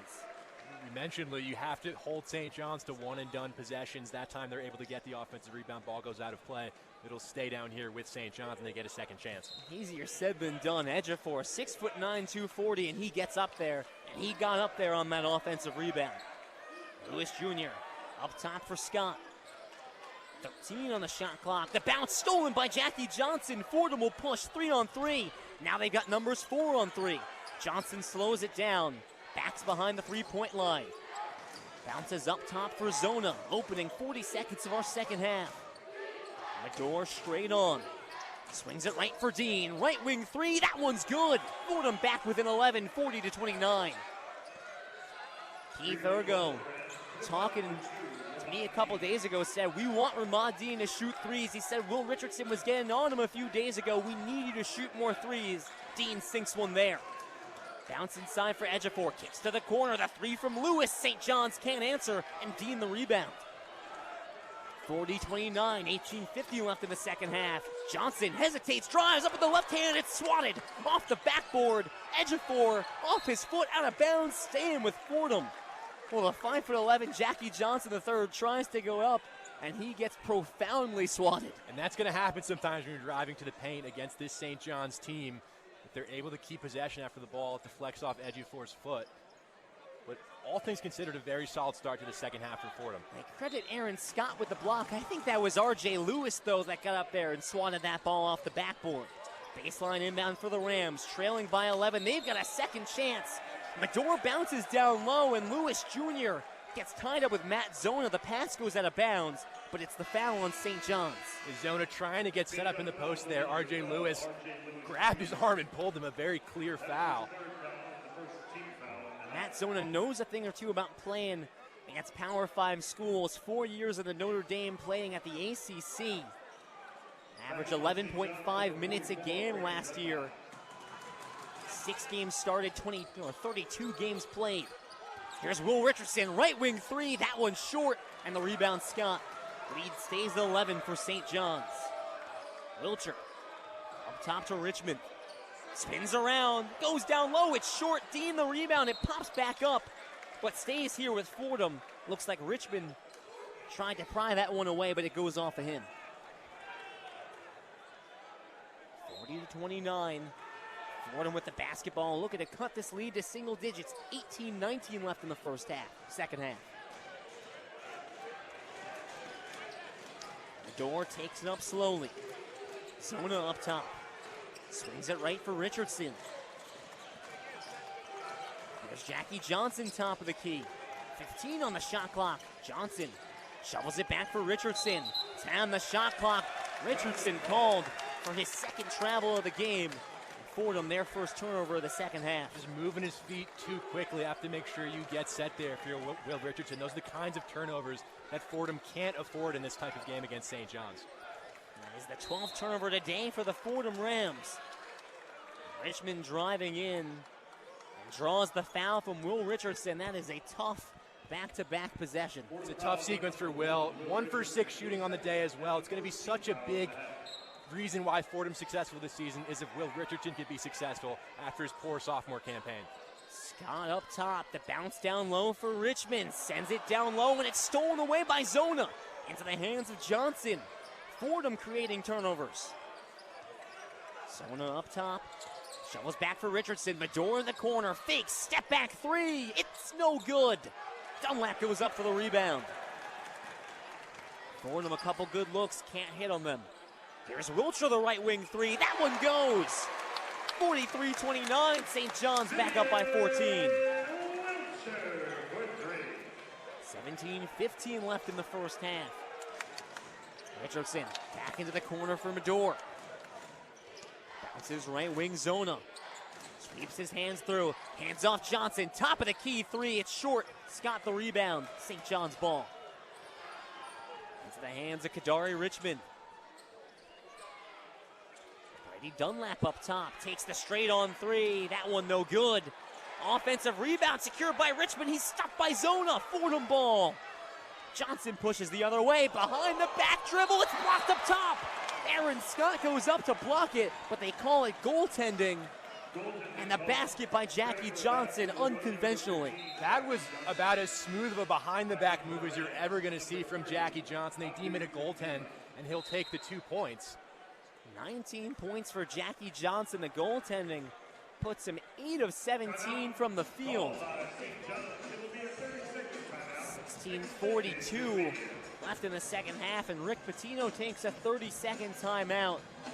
So St. John's still the double-digit lead. Fordham feels like a stronger start in the second half than the waning minutes of the first half. I definitely agree with that, particularly defensively. They've done a good job holding this St. John's offensive attack. Matt Zona's really held his own down low. Saw him grab that ball away from Kadari Richmond just underneath the basket. And if Fordham can keep this up defensively, it's now just about the scoring. When you think about this offensive attack, they've taken 4 3-pointers so far in this second half, 6 total field goals. We talked about how hard it's going to be to drive down low against St. John's, and it seems like Fordham's settling more for those 3-pointers. They haven't been awful looks. That Medor step back created some space for himself. They've been able to get some separation on the perimeter to take those shots. Now it's just about if those threes can fall. A pair of early turnovers in the second half for St. John's, and what you're starting to see is something that Fordham, even in their disappointing season last year, was very good at, and that's forcing turnovers. 13.9 turnovers forced a game last year. That led the A-10. St. John's with 8 turnovers today. Fordham, if nothing else, is going to play ferocious defense and try and take advantage of loose balls or any mistakes. And this team prides themselves on being able to muddy everything up, just making your execution tougher. And for Keith Ergo and this Fordham team, if they were ever going to have a shot in this game, it was going to be about disrupting what St. John's are trying to do. And those turnovers are a part of it, just muddying up what they're trying to do on offense and on defense, trying to stop any sort of rhythm that St. John's is trying to establish. It's funny, you talk about the things that Coach Ergo wants to see. That's rebounding, that's hard defense, that's speed, it's hustle plays, calls it the attitude system. Ironically enough, a lot of the stuff that Coach Ergo preaches, Rick Pitino and these St. John's Red Storm do very well. You look at last year, first in the Big East in offensive rebounds, second in rebounding, blocks, third in steals. This is a St. John's team that, yes, they were excellent offensively last year. They did a lot of the hustle plays, a lot of the attitude stuff that Ergo preaches. That's a strength for St. John's as well. And it's something that this Fordham team can learn from, because all the talent that St. John's has, all the highly touted recruits, the highly touted transfers, and they're still willing to do the little things, jumping on loose balls, getting steals, getting blocks, and that stuff really adds up over the course of a season. There's a reason why Coach Urga preaches that attitude system. It's because those little things can make a big difference. St. John's, it's worth noting here, St. John's an excellent rebounding team. Fordham's kept this awfully close. 22 rebounds for St. John's, 20 for Fordham. Fordham has the advantage in the offensive rebound category, so they've held their own against a much taller, much bigger St. John's team. St. John's ball out of break, 43-31, the St. John lead. There's Dunlap up top. Richmond deep right wing. Wilcher bounces for Richmond. Richmond drives inside, hop step goes up, and it rattles in. 45-31. Richmond so athletic, and he gets to double digits today, 11 points in his St. John's debut. Dean hands off Medora, up top to Mbila. Gives it back to Johnson. Johnson will drive, dribbles off his foot. It's stolen by Richmond. 3-on-2 for St. John's. Butcher puts it up off glass. And a 16-point lead for the Red Storm. Medora storms the other way. Stops in the short corner. Medora drives into the paint. Hop step, kicks out. Johnson drives the left lane, up with the left hand, fouled on the way. Aaron Scott with the defense, but way too much contact. Johnson able to use that speed. We've been talking about him pulling that three-point shot all night. He's still incredibly quick. Such a fast guard, able to get to the hole and draw the contact. He'll shoot 2 free throws. Aaron Scott's second foul of the day. And when we come back, Jackie Johnson III shooting free throws. St. John's 47, Fordham 31, a 16-point lead for the Red Storm. Lou Orlando, Nick Guzman bringing you Fordham men's basketball on WFUV Sports.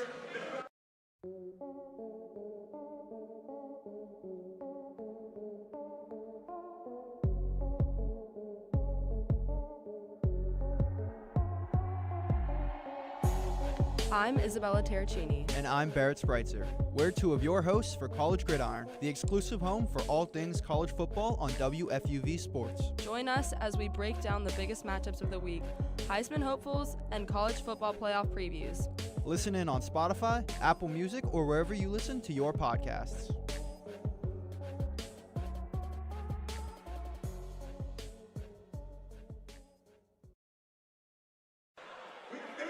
Fordham men's basketball on WFUV Sports. St. John's 47, Fordham 31, a 16-point lead for the Red Storm. And despite Fordham playing, I would say, better basketball than some of the stretches we saw in the first half, this is a really tough St. John's team to keep down.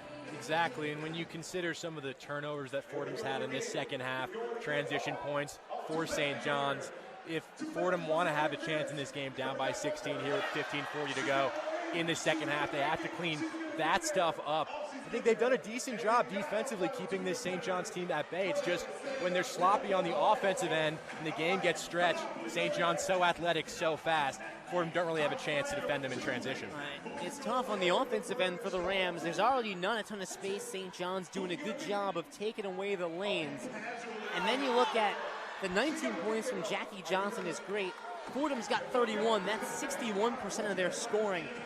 And that's just very tough. Obviously very easy for St. John's to then key in, and that's what they've done a little bit in this half, is making sure they have one or two guys on Jackie Johnson behind the perimeter, make other people beat you. But St. John's is good enough that it's really hard to make other people beat you. In that last exhibition against UMBC, Jackie Johnson, Will Richardson, Jaffe Medora, all in double figures. Today, Jaffe Medora 0 for 5, 0 for 2 from 3. Will Richardson just 1 of 6, 1 of 3 from deep. And it's supposed to be a three-headed monster for Fordham's guards here. It's really Jackie Johnson doing all the hard work. Fordham, if they want to be successful here, needs some kind of secondary scoring from Medora and from Richardson. Jackie Johnson to the line, already 19 points today as the Rams trail by 16 with 15:40 to play. Johnson's first free throw short. Jackie Johnson, a 50% free throw shooter at UNLV. 7 of 14, did not get to the line a ton, albeit not in the starting role there at UNLV. Here's his second. That one goes. 1 of 2 trip. 15-point lead for the Red Storm. Back into the Rams, number 1, Will Richardson. Johnson comes out. Will Richardson checks in. So the successful member of the three-headed monster checks out. It's the other two left in the game. We'll see if they can make anything of it. Baseline pass by Richmond. Catches Rivera on the way, and they'll just do this one again.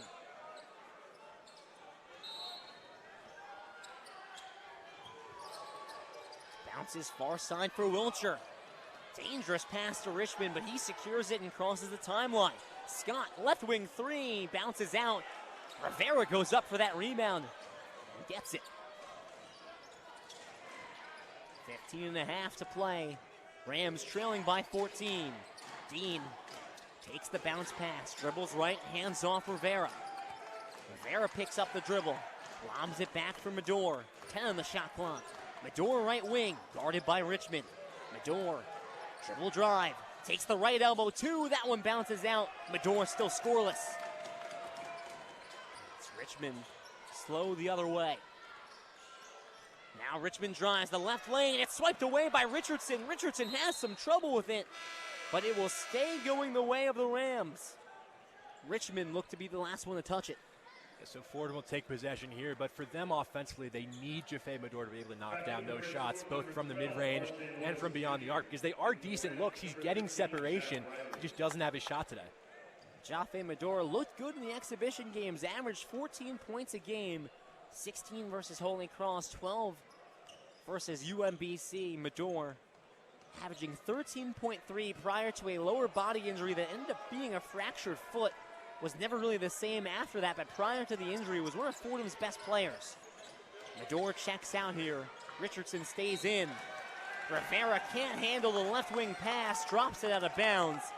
And that is one of the easier turnovers forced by St. John's today. It's a preventable mistake, just pass off Rivera's hands into the Fordham bench. That's the kind of stuff that can't happen here down by 15 in the second half. 14 turnovers for the Rams. That's been a bugaboo today. Richmond across the timeline. Guarded by Will Richardson. Bounces for Lewis Jr.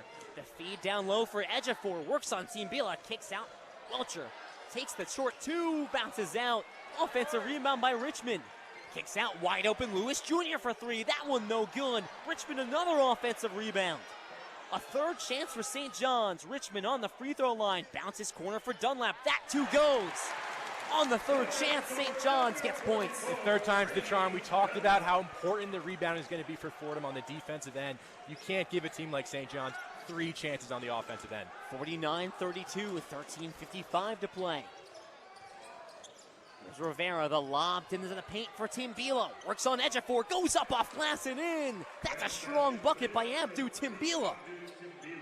49-34 as the Rams back within 15. Ejiofor shovels for Dunlap. To the logo for Welcher. Abdu Timbila, his first points of the new season. Lewis Jr. dribbles on the far side. Works his way into the paint, spins around on Dean, goes up, draws the contact. He'll go to the line.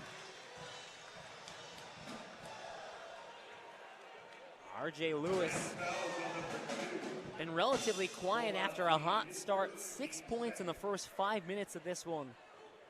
Hasn't been super active since, but this is the top returning scorer for the Red Storm. Freshman year and the 2023 season at UMass, so played in the A-10, was named to the all-rookie team, has moved on to bigger and better things, and sinks his first free throw. And he's going to be a key part of this St. John's offense. Had 22 points in that exhibition against Rutgers. So you add in the returning Lewis, and he also was dealing with a nagging injury most of last season, had trouble practicing and just getting ready for games. So having him fully healthy heading into this season, a big, big deal for St. John's. R.J. Lewis be his second from the line. St. John's has put a 50 spot up with 13:23 left to play. 2 of 2 trip from Lewis, 51-34 the Red Storm lead. So Fordham trails by 17. Medor dribbles over to the right wing. Picks up his dribble, bounces for Rivera. Lob into the paint for Timbila. Takes the spot up 2, it's air ball. Zach Riley keeps it here. Medor will drive and draws the foul. Brady Dunlap guilty of the contact as Rivera tries to slash inside. It just bumped Medor there. Dunlap did. Not a shooting foul, though. Fordham will inbound underneath. Baseline inbound. Riley, the trigger man, throws it off of Iwachukwu. Medor steals it away. Cuts inside to the paint. The short two rolls out. Rivera fighting for the offensive rebound. It's batted up and secured by Iwachukwu. Throws it off of Rivera. And St. John's ball, a wild sequence that ends with the Red Storm in possession. It's just a really sloppy sequence for Fordham. First looked like Zach Riley almost tried to inbound the ball through the St. John's player's legs. And then Jaffe Medor got open for a good shot from mid-range and just couldn't get it to finish as he hasn't all night long. Jaffe Medor slaps the ball out of the hands of Simeon Wilcher, but it stays here for St. John's. Davon Smith checks in. He'll be the trigger man. Finds a curling Lewis Jr. in the forecourt. Crosses the timeline, speeds ahead, driving the right lane, pushes Will Richardson out of bounds, and R.J. Lewis calling for the offensive foul. He's not happy about the call, but Nick, that seemed pretty straightforward. A great angle from where we're sitting, Lou. Clearly using that left arm to push off against Will Richardson to create that separation as he drove down the lane. Rams trail by 17, 12:46 to play in the second half. Fordham starts their season with two Big East opponents. St. John's, the better of the two, picked to finish 5th out of 11 teams in the Big East. Richardson on the near side. Up top, Rivera. Dribbles left. Fakes the handoff. Back to Medor in front of the half-court line. 15 on the shot clock. 12 and a half to play. Medor swings it left. Rivera drives inside. He swarmed. Double team. Puts it off glass and in. Around the trees, Rivera still gets it to go.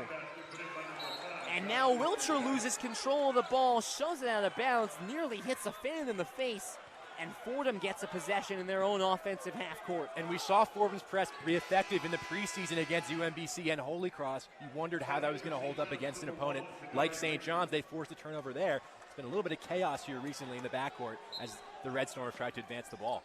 51-36, the St. John's lead. Riley looking for an inbound. It's off the hands of Timbila, intercepted by Scott. Ahead to Davion Smith. Sends it into the corner. Dunlap for three. It's good. St. John's the answer. 54-36. They're up 18. That's a brutal blow. Brady Dunlap calling for the hand check on Jaffe Medor. That's Dunlap's second. But for Fordham, you get the tough two down low with Joshua Rivera.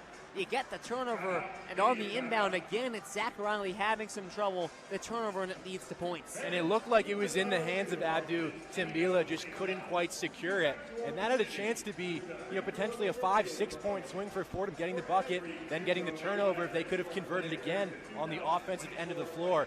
But it's been sloppy all night long with the turnovers. 15 now for the Rams. St. John's ahead, 54-36. Let's send it back to the Bronx. Grace McCarron, the one-on-one scoreboard update. The one-on-one scoreboard. Checking back in on the A-10, hitting halftime in several matchups. Navy leads St. Joseph's 33-28. New Hampshire versus UMass, the Wildcats are trailing 49-31. LaSalle up 33-22 against American. NC Central visits George Mason. George Mason is up 32-22. Davidson welcomes William Peace to North Carolina, and it's a rout. Score there is 44-17 Davidson. Cal State Northridge at St. Bonaventure. Score there is 31-20 for the Bonnies. Bellarmine trails VCU 45-38. St. Francis visiting Dayton, trailing the Flyers 40-28. Just tipping off at 8 p.m., Mercyhurst and George Washington in the nation's capital. Lipscomb against Duquesne in Pittsburgh. Fairfield to Rhode Island in the Windy City. Loyola Chicago versus Chicago State. You've got Monday Night Football at 8:15. The Tampa Bay Buccaneers visit Arrowhead Stadium to play Patrick Mahomes and the Kansas City Chiefs. And Garrett Cole has agreed to stay with the New York Yankees on his original 4-year, $144 million contract. With your scoreboard updates, I'm Grace McCarron.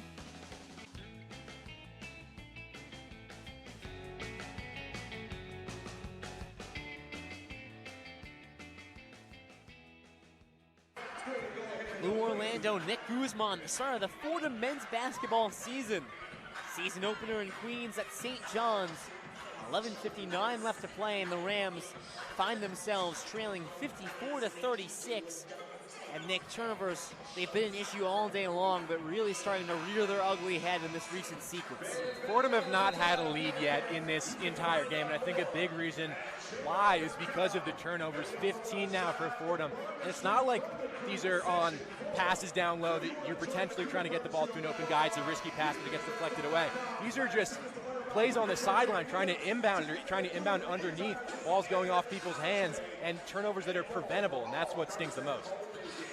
Fordham will get a baseline inbound in their own offensive zone. Trailing 54-36. Jackie Johnson leads the way with 20 points. He's not out there right now. Second is Josh Rivera with 7 points. He is on the floor. Riley bounces into the hands of Devon Smith. Smith pushes the other way. Iwachukwu all alone, the two-hand slam. It's a 20-point lead. 56-36, the Red Storm ahead. And the look on Keith Urgo's face after that turnover in the transition bucket, he is not happy. Zach Riley has had some troubles as the trigger man today. Will Richardson swings it right for Rivera. Drives inside, goes up, takes contact, and gets himself to the line. And this is where it's going to be so big for Josh Rivera from the free throw line. Shot just 2 of 9 against UMBC in that exhibition. Last season, just 48% from the line. You know, down the stretch in these games, once teams get into the bonus, it's a legitimate strategy to foul Josh Rivera to get him to the free throw line. He needs to be able to work out this part of his game. Well, Fordham's free throw issues were well documented last season, but at the forefront of them was Josh Rivera. 40 of 84 from the line last season. It's an issue going back to his Lafayette days, and he misses the first one. And against UMBC, he made the first one, missed the second one really badly, and after that it seemed like he lost all semblance of where the rim is on these free throws. That first free throw goes off of the back left iron. Rivera looking to split the trip here. Here comes the second. That one misses short. 0 for 2 trip from Rivera. Devon Smith, 11.5 to play in the second half. Smith, the one-hand pass, Scott for 3, that's good! 23-point lead for the Red Storm. Aaron Scott up to 9 points today, his first 3 of the season. Vila up top. Hands off Medor, deep left wing 3. It's short, Rivera offensive rebound. Spins around, up with the left hand, it rolls in. 9 for Rivera. Fordham trails 21.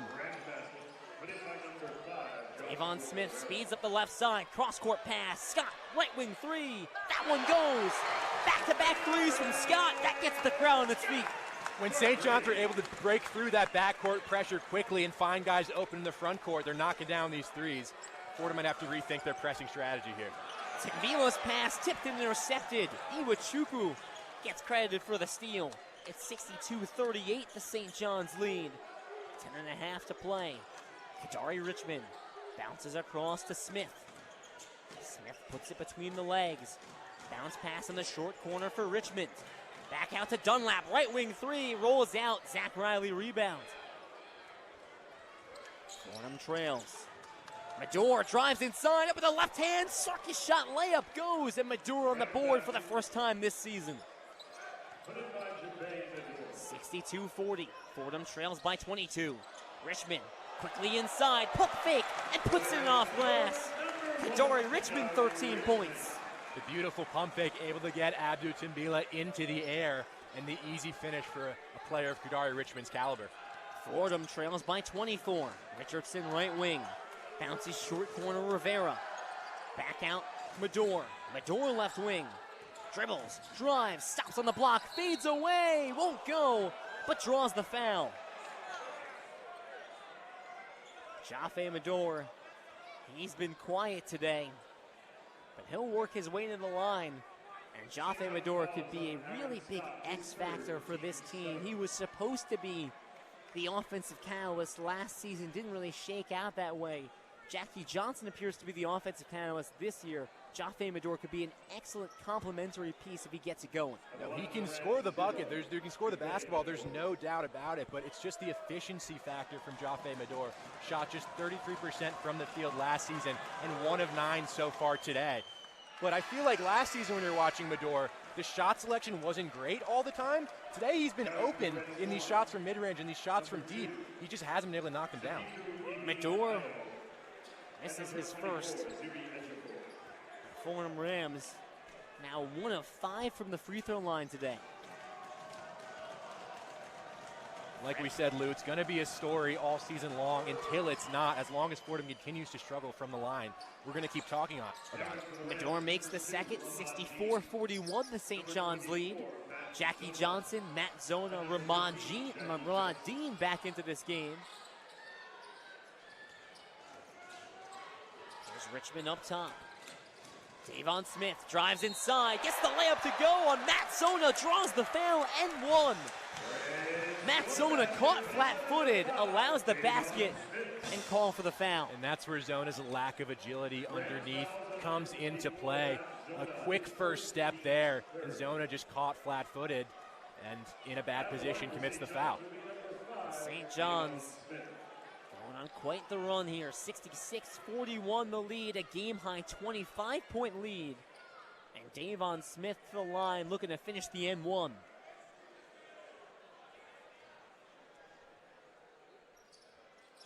And he misses. Short iron, and Richardson the rebound. The lead still at 25 for St. John's. Medor drives inside, goes up, takes contact, and gets himself to the line once again. A lot more aggressive in this second half has been Jaffe Medor. Not afraid to shoot, even though it's not been his night so far. Gets to the rack, and Fordham's able to draw some more fouls in this second half. Now it's just about if they can finish at the free throw line. That is the 4th foul for Aaron Scott. It looks like Rick Pitino going to sub him out next possession or next stoppage. And that will be after Medor's first free throw. Medor sinks the first one. So Scott comes off. In comes R.J. Lewis Jr. He's got 4 fouls of his own.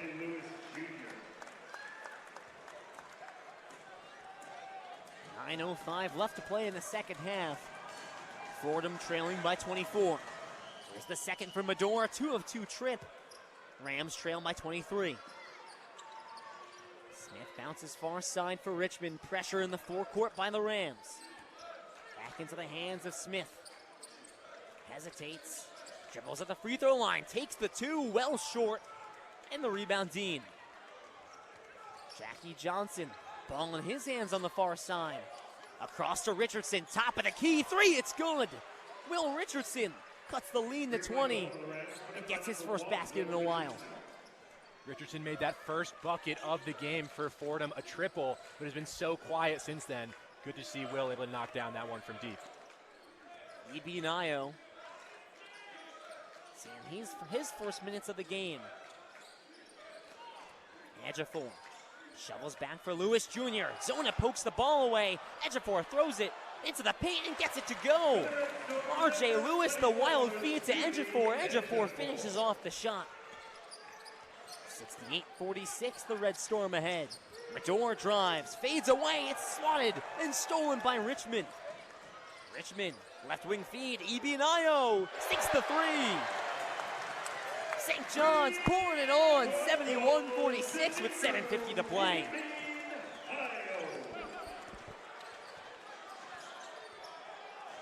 There's Will Richardson, sank a 3 in his last possession. Into the corner for Medor, short corner 2, rattles in. Jaffe Medor, 7 points on the night. 7.5 to play. Fordham down big, 71-48. Davon Smith dribbles on the logo. E.B. Nio. Ejiofor up top. Fakes. Gives it to Smith. Step back. Left wing 3. Off front iron. Medor trying to secure the rebound. And it looks like we've got a loose ball foul here. And I think the guilty party might be Jaffe Medor. Medor called for the foul. For Fordham on defense, when they're getting stretched, whether that's off turnovers or off misses, and they can't get themselves set up defensively, if it's an open look for St. John's, more often than not, they're going to knock it down. St. John's in the driver's seat, a 23-point lead, 71-48. It's Fordham men's basketball on WFUV Sports.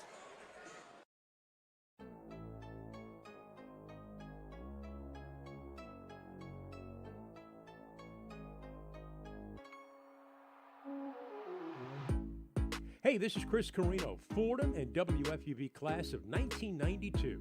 WFUV is your home for all things Fordham athletics, with live coverage of Fordham football, Fordham men's and women's basketball, in addition to our Saturday show, One on One. Stay right here on 90.7 FM for all things WFUV Sports.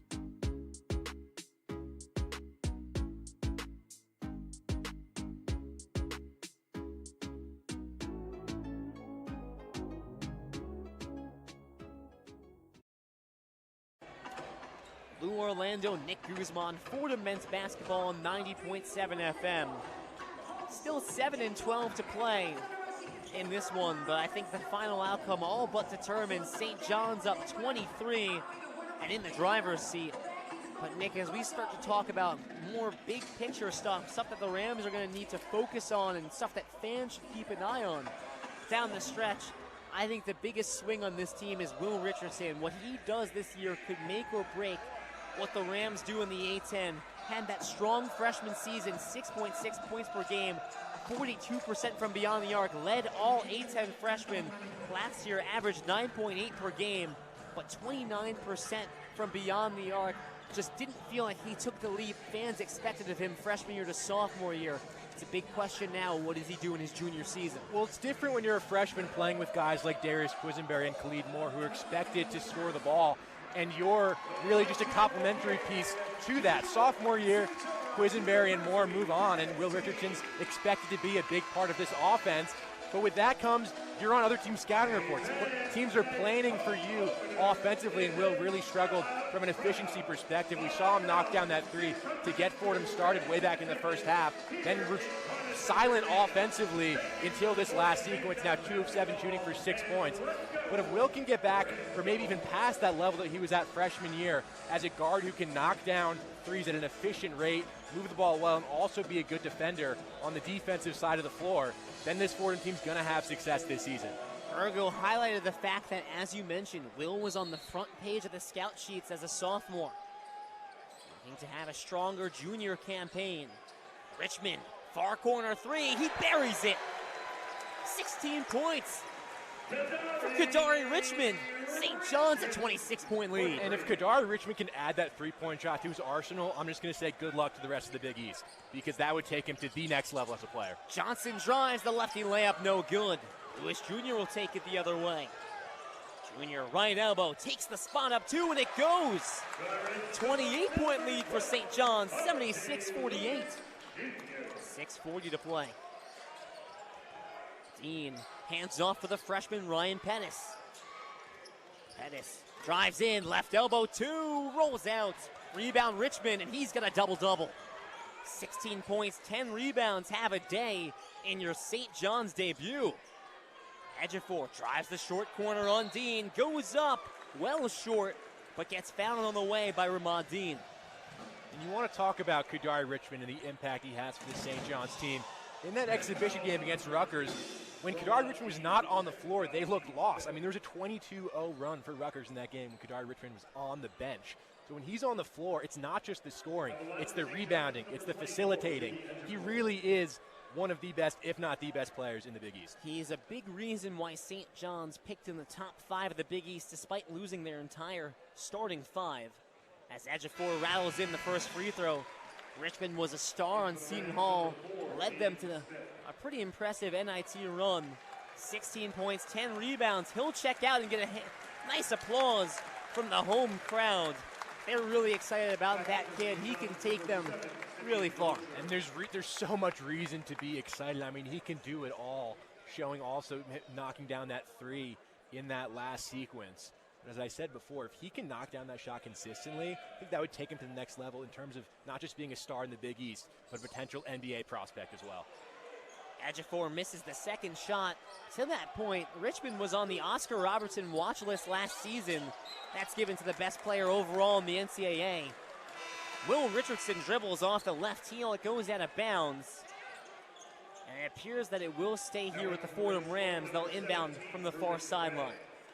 6:10 to play. St. John's 77. Fordham 48. That's a 29-point lead.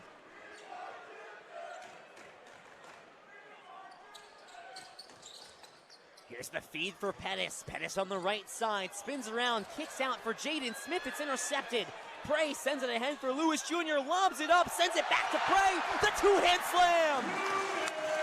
A Harlem Globetrotters play. And St. John's up by 31. That's about as pretty as it gets in transition. Once again, taking advantage of the Ryan Pettis turnover and the touch pass into the lane. Wow, that was pretty. Richardson having some trouble. Drives in, up with the right hand. No good.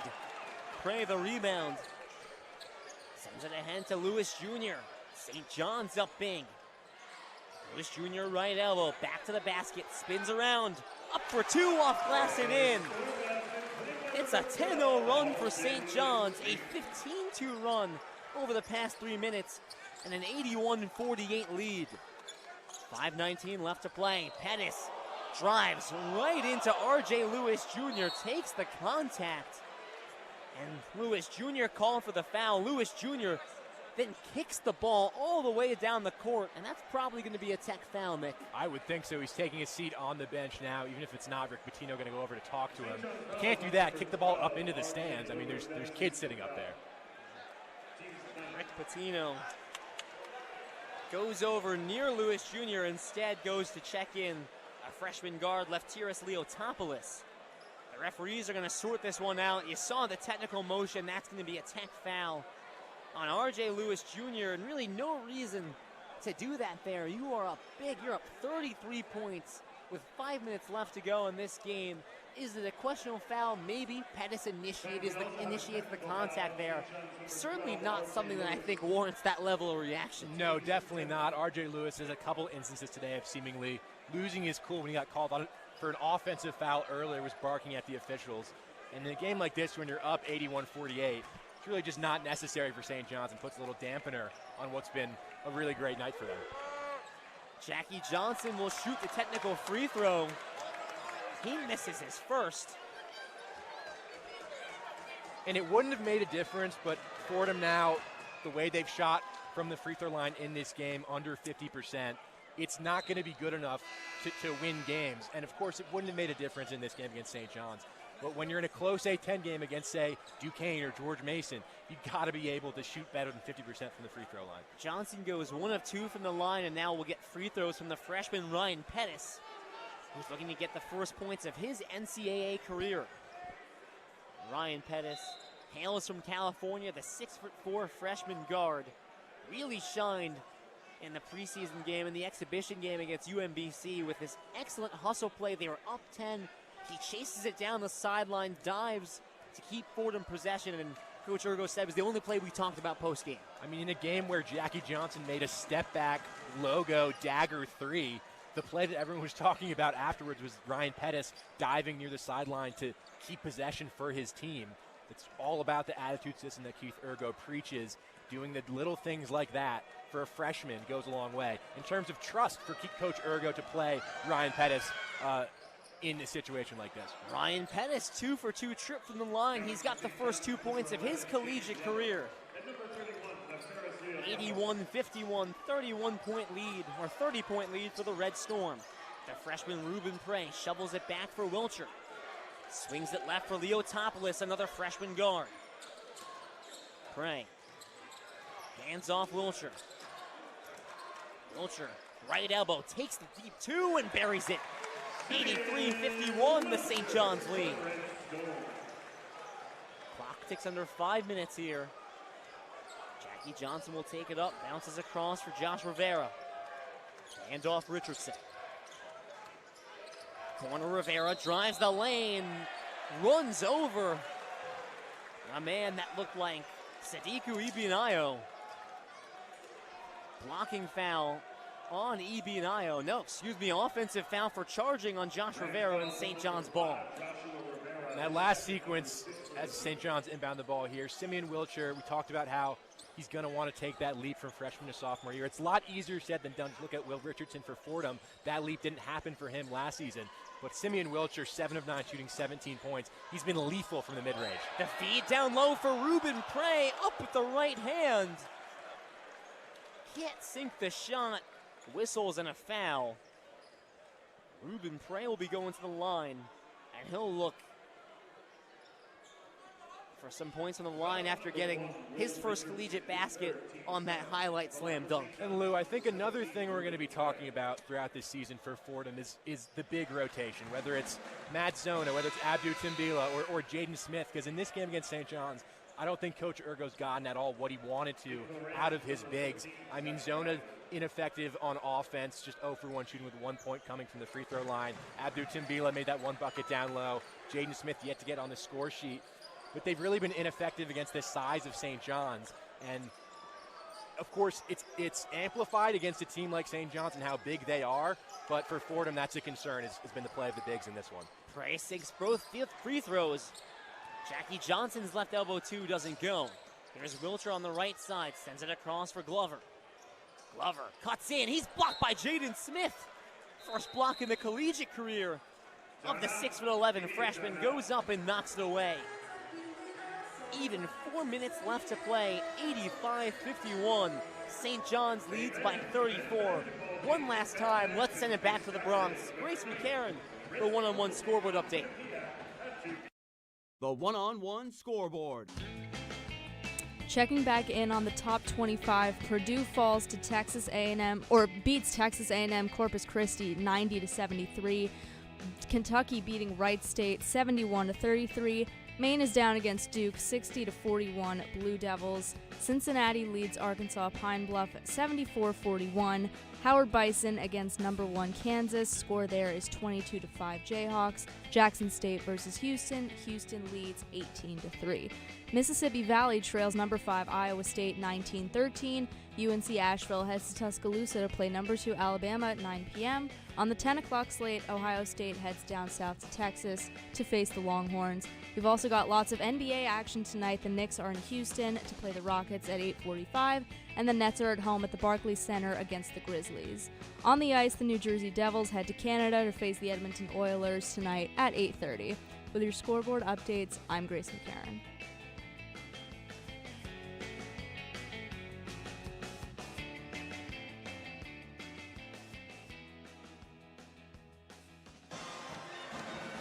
Fordham men's basketball on WFUV Sports. Lou Orlando, Nick Guzman. Well, there's a lot of red in Carnesecca Arena, the home opener and the season opener for St. John's. And they've had a lot to cheer about. St. John's up by 34. Now, that's not to say that there's not a Fordham contingent in the building. Relatively easy to get from the Bronx to Queens. We know that Albie Evans, a former member of the basketball team, in attendance. We ran into former FUVer Brian Raybacks. Yes, we did. There's rumblings of Jack Engelhart and Mike Calamari being in the building. All of them have been disappointed today because St. John's has put on a show in this second half, outscoring the Rams 45-25. And Nick, you talked about the big man rotation for Fordham this year. Obviously hampered by Jameer Tripp being out. Looks about the first month of the season. They're eyeing a return for that Florida trip, but that is a guard/forward that stands at 6'6", 220 pounds, was a starter 6 of the last 7 games. Hurts to not have him in the rotation. And Tripp's a guy who can, for one, handle the ball, also defensively solid, just provides a little bit more size for this Fordham team compared to somebody like Richardson or Medor. So it gives you another option when he's healthy, but when he's out, it's just another option that Fordham don't have offensively. Prey gets the inbound, gives it back to Glover in the corner. Glover takes the 3, no good, off right iron. Pettis gets the rebound. Rams trailing by 34, 3:40 left to play. Pettis on the right wing. He's got the freshman Jaden Smith up top, instead finds Jackie Johnson. Into the corner for Riley, fakes, gives it back to Johnson up top. Jabs, drives, tries to go up for 2, draws the fouls, he cuts in. He brought the ball head high, brought it back down, tried the circus layup, and gets himself to the line. Jackie with 21 points for this Fordham team. Next highest scorer, Josh Rivera with 9. But I think going back to the point about Jameer Tripp, it's not about, yes, last season he didn't necessarily put up the greatest numbers, but he started 6 of the team's last 7 games as a freshman, really started to grow into that role as the season went on, and you felt like he's a guy who's ready to take that leap from freshman year to sophomore year. So it really hurts this Fordham rotation that he's out injured right now. Started 6 of the last 7, including both of the A-10 tournament games. I think that tells you what they thought about him at that stage as a freshman. Johnson sinks both free throws, cuts the lead to 32. Jackie Johnson up to 23 points today. That's a game-high 23 points. Leotopoulos crosses the timeline, 3.5 to play. Bounces to Abinayo. Takes the wide-open left wing 3 off right iron. Offensive rebound secured. Dunlap in the paint, rattles in the short 2. 87-53. The Red Storm ahead. Jackie Johnson with 23 points, swings it right through Rivera. He's got 9, spins into the paint, up with the left hand, it's short. Even 3 minutes left to go. St. John's trying to wrap up a season-opening win. The layup by Glover, no good. Prey tried to tip it in. That didn't go either. Wide open 3 for Rivera. Straight on, it rolls out. Abinayo the rebound. There's Jaden Glover across to Abinayo. Ruben Prey, hands off Leotopoulos. All sophomores and freshmen on the court for Rick Pitino right now in the final 3 minutes. Lob down low for Ruben Prey, and easy too. He got caught behind Ryan Pettis, and that's one of the easiest 2s he'll have this season. Ruben Prey, the size advantage over there, the mismatch against Ryan Pettis. Even with the freshmen and sophomores, still so much size on the court for St. John's. 89-53, the St. John's lead. They're up by 36. Johnson bounces down low. Jaden Smith can't finish the 2. Rivera looked like he put it home. And yes, he does give the 2 points to Joshua Rivera as he tapped it back in off the rim. So Joshua Rivera, double digits today with 11.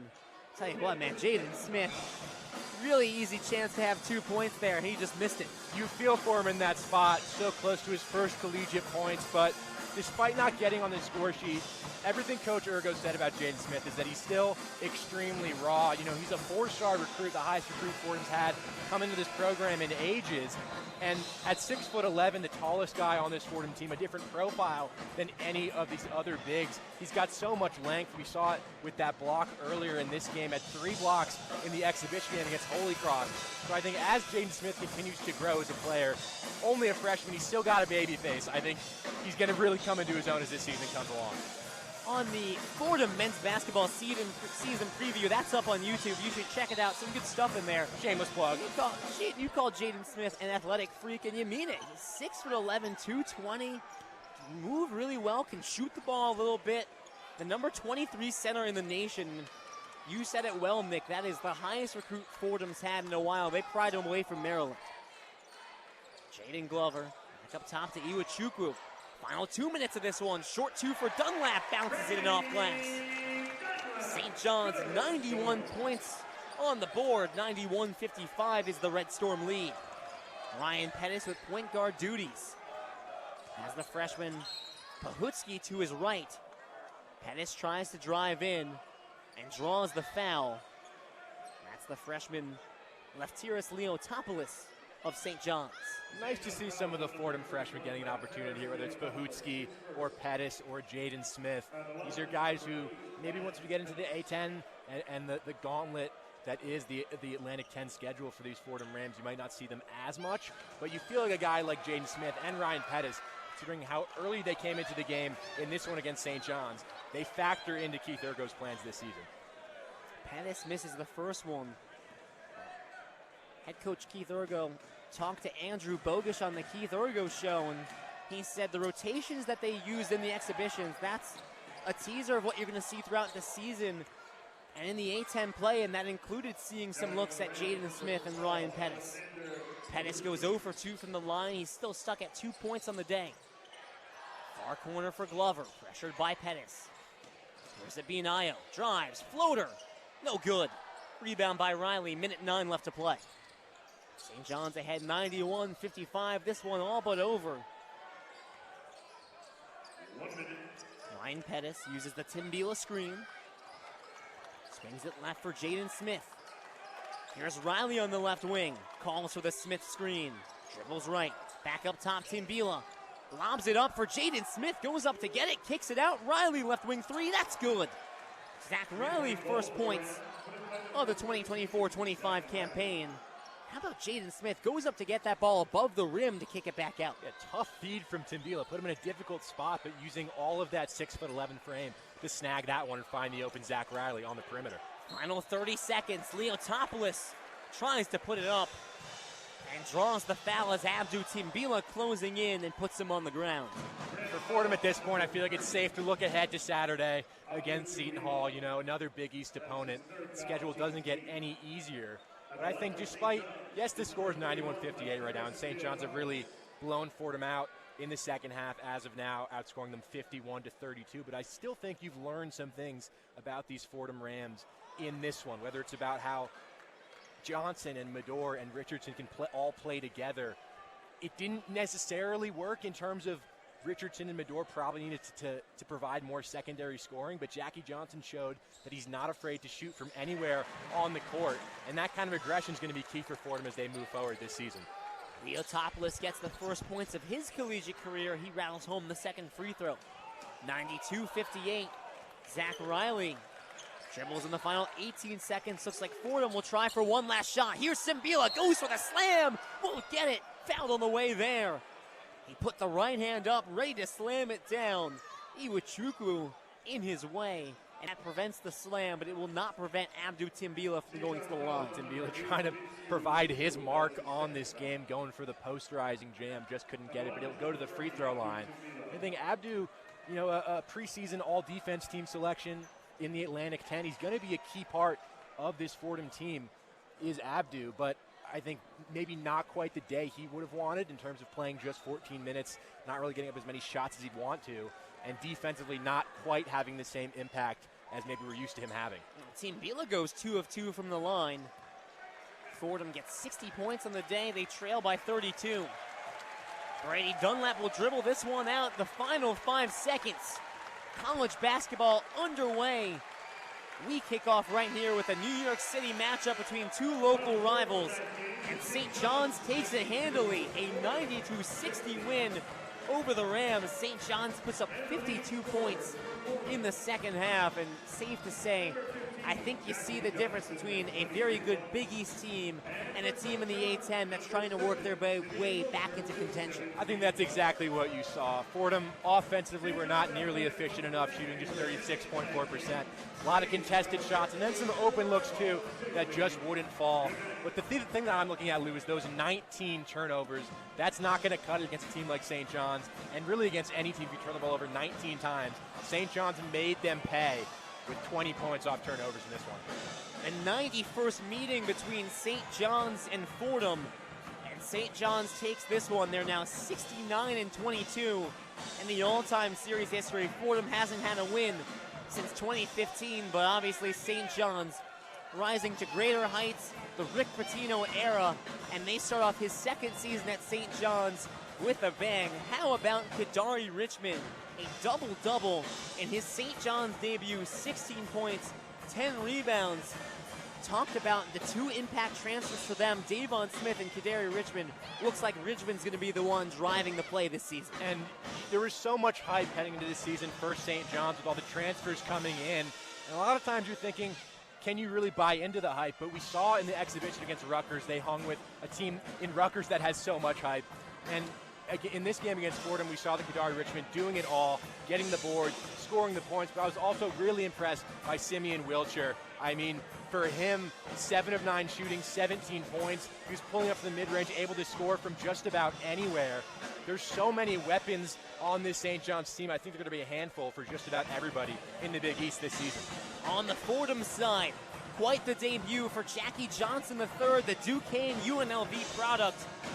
Game high, 23 points, 8 of 19 from the field, 3 deep threes. And the rest of the offense around him doesn't quite kick into gear. Josh Rivera puts up 11 points. He gets 6 points from Medor, 6 points from Will Richardson. But Jackie Johnson, the standout, Fordham has found their offensive catalyst, and as you get to opponents that are closer to their skill level, you have to think the offense is going to balance out. I think it's definitely going to run through Jackie Johnson. We've seen that whether it's in preseason or tonight against St. John's.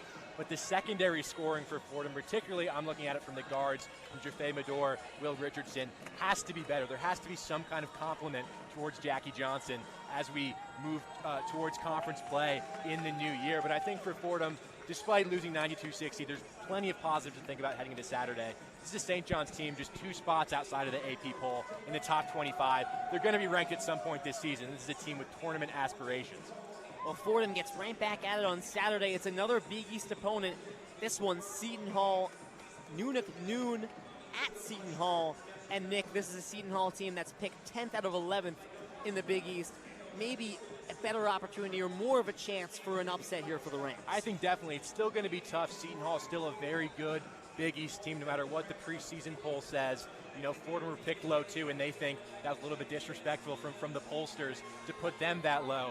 But I think against Seton Hall, you have to see improvements both in terms of not turning the ball over as much, some better shot selection on the offensive side of the floor, better spacing, and then defensively, whether or not the bigs of Fordham can hang and clean up that paint defensively and clean up the glass, because it's hard against a St. John's team that is this big. So it's hard to figure out what you really learned when it's a team that's this dominant down low in terms of their size. But I think Seton Hall will be a better marker of where this Fordham team stands. My good friend Nick Guzman will be on the call for that one alongside Chaz McAdams, wrapping things up from the Carnesecca Arena. Your final score, St. John's 92, Fordham 60. The Rams fall to 0-1 in their season opener despite a game-high 23 points from Jackie Johnson III. That'll wrap it up for us. For Nick Guzman and Lou Orlando, Fordham is men's basketball on WFUV Sports. Let's send it back to the Bronx, the one-on-one post-game show with Daniel Melia and Grace McCarron. The one-on-one post-game report. And thank you for that handoff, Lou. 90.7 WFUV. I'm Daniel Melia alongside Grace McCarron here for the post-game. 92-60 your final. The Red Storm, well, they storm the Rams in the season opener here.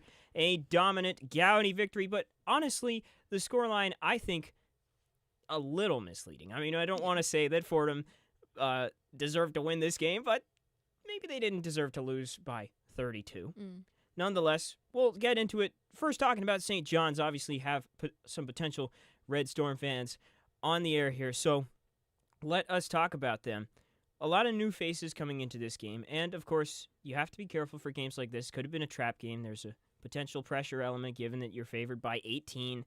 You know, you're playing for a Hall of Fame coach in Rick Pitino, under the microscope after being snubbed for the tournament last year in their own eyes. So there was some pressure and coming into this game, and they did show jitters at certain points, but I think, Grace, that generally speaking, you can't feel bad about a 32-point win. They certainly put it together down the stretch. Yeah, you really can't feel bad about this at all. They definitely, I feel like you alluded to it a little bit, but they kind of ran away with the game at the end. Like Fordham they were trailing pretty much the entire time, but it always seemed like, at least in the first half, that they were still in it. They weren't trailing by that much. If the offense would just heat up a little bit on the back of Jackie Johnson, as we were talking about at halftime, maybe they could make this a close one. But just in the second half, I mean, St. John's, they really turned on the Jets and they ran away with this one. That they did. Still some room for improvement. Had that strange foul, the technical by R.J. Lewis, where he kicked the ball down the court at the 5-minute mark. When you're up 34, that type of weird. Disciplinary mistake really can't happen.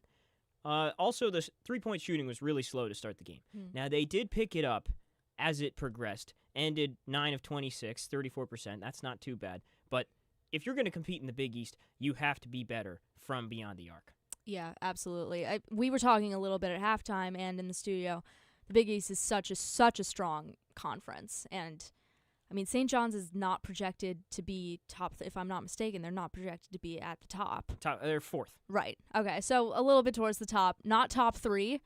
It's going to be tough for them. You have to be better behind the arc. And if they want to make the tournament, they have to beat those good teams. They went 1-7 against quad 1 teams last season. That was part of why they got left out of the tournament. So you have to be ready. You absolutely have to be ready. And in the modern game, you just have to be able to shoot from beyond the arc. So something to work on there. But their defense was definitely a strong suit, and in such a talented conference, that's something every team wants. So definitely something good to take away from there. They face Quinnipiac next on November 9th. That should be another pretty easy victory for them, especially since it is at home. But, again, got to be careful of those trap games. We will move on to our Fordham Rams here. Well, it's tough, obviously, to lose by 32. You never want to lose. You never want to lose by a lot, and you certainly never want to lose by 32. But there really are some positives to be taken away. In my notes, I've got the following. They played disciplined defense, only 12 fouls. That is pretty impressive, especially when you're up against such a size disadvantage. They also really weren't intimidated by St. John's bigs. How many times do we hear Lou talking about Jaffe Mador or other guys on the team drive into the rack, facing double teams, Abdou Simbila working it into the paint? You know, they didn't let the size spook them. And as you said and alluded to earlier, they didn't roll over. They fought hard with this St. John's team for, I would say, about 30 minutes, and then in the last 10, it kind of fell apart. But and then, of course, the last thing I got to say here, Jackie Johnson. I mean, putting up 23 against the Big East team. Yeah, props to him. But, I was going to ask you, what else do you see positives for Fordham? Well, definitely when you have the offensive struggles that they were having, especially early in the game in the first half, other than Jackie Johnson, of course. When you have those kinds of offensive struggles, you want the disciplined defense for sure, and they did have that, so I think we have to credit them on that end of things. And they weren't it didn't look like they were really scared in the first half, and then they just got away from them in the second half, which happened. Again, it's St. John's, it's a Big East team. It happens. But I do think there's positives to take away here. It wasn't the most demoralizing loss in the world. Obviously, the score makes it look like it was pretty bad, but I think there are some good things here that we saw tonight. And they can take that into when they get into playing A-10 teams, because obviously St. John's and the Big East is a little bit different caliber. But I don't think nobody should be freaking out just yet. I agree 100%. So definitely some positives to take away, but I do have to remark on a couple of things. First of all, you have to get offense outside of Jackie Johnson. And second of all, this is a small thing to me because obviously it wasn't a close game. It may not be obvious in the box score, but they really did struggle from the free throw line. Ended up going 12 of 20 from there. Last year, they lost 6 games by 5 points or fewer. And in close games, you cannot afford to leave ham and cheese at the free throw line like that. So that is something that they have to improve on. Last thing here before we wrap it up, looking ahead, playing Seton Hall. We heard Lou and Nick talk about that. Maybe an easier game, but what do you see for them this Saturday against the Pirates? I certainly wouldn't count Seton Hall out. I mean, Sheen Holloway, coach, is pretty good. I mean, we love Keith Ergo as well, of course, but I certainly wouldn't count them out. I do think they obviously need to up the offense. And the defense, if they continue on that route, I think is going to be pretty strong. But I mean, you need the offense. You need to put up the points, and you can't just put it on the back of Jackie Johnson. As we were saying in halftime, it might take them a little to adjust, chemistry-wise with the new guys coming in. A couple of guys have graduated, Kyle Rose and Elijah Gray from last year. So they might need a little bit of an adjustment period, and that's okay. But, I'm a little more optimistic about the game against Seton Hall, but still, they're on the road again. It could be tough. We'll have to see.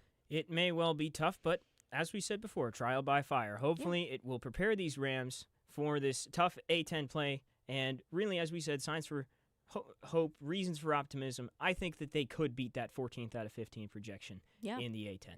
So, once again, from Carnesecca Arena, the score 92-60, St. John's over Fordham in the season opener. And that is going to do it for our coverage here. Our play-by-play man was Lou Orlando. Our color man was Nick Guzman, Will Talent was the producer for this one. Gabby Price was the engineer. Naomi Ray on highlights. And Grace McCarron was here with me in the studio as the updates woman. I'm Daniel Melia. You've been listening to Fordham Rams men's basketball on WFUV Sports 90.7. Fordham Rams men's basketball is a production of WFUV Sports.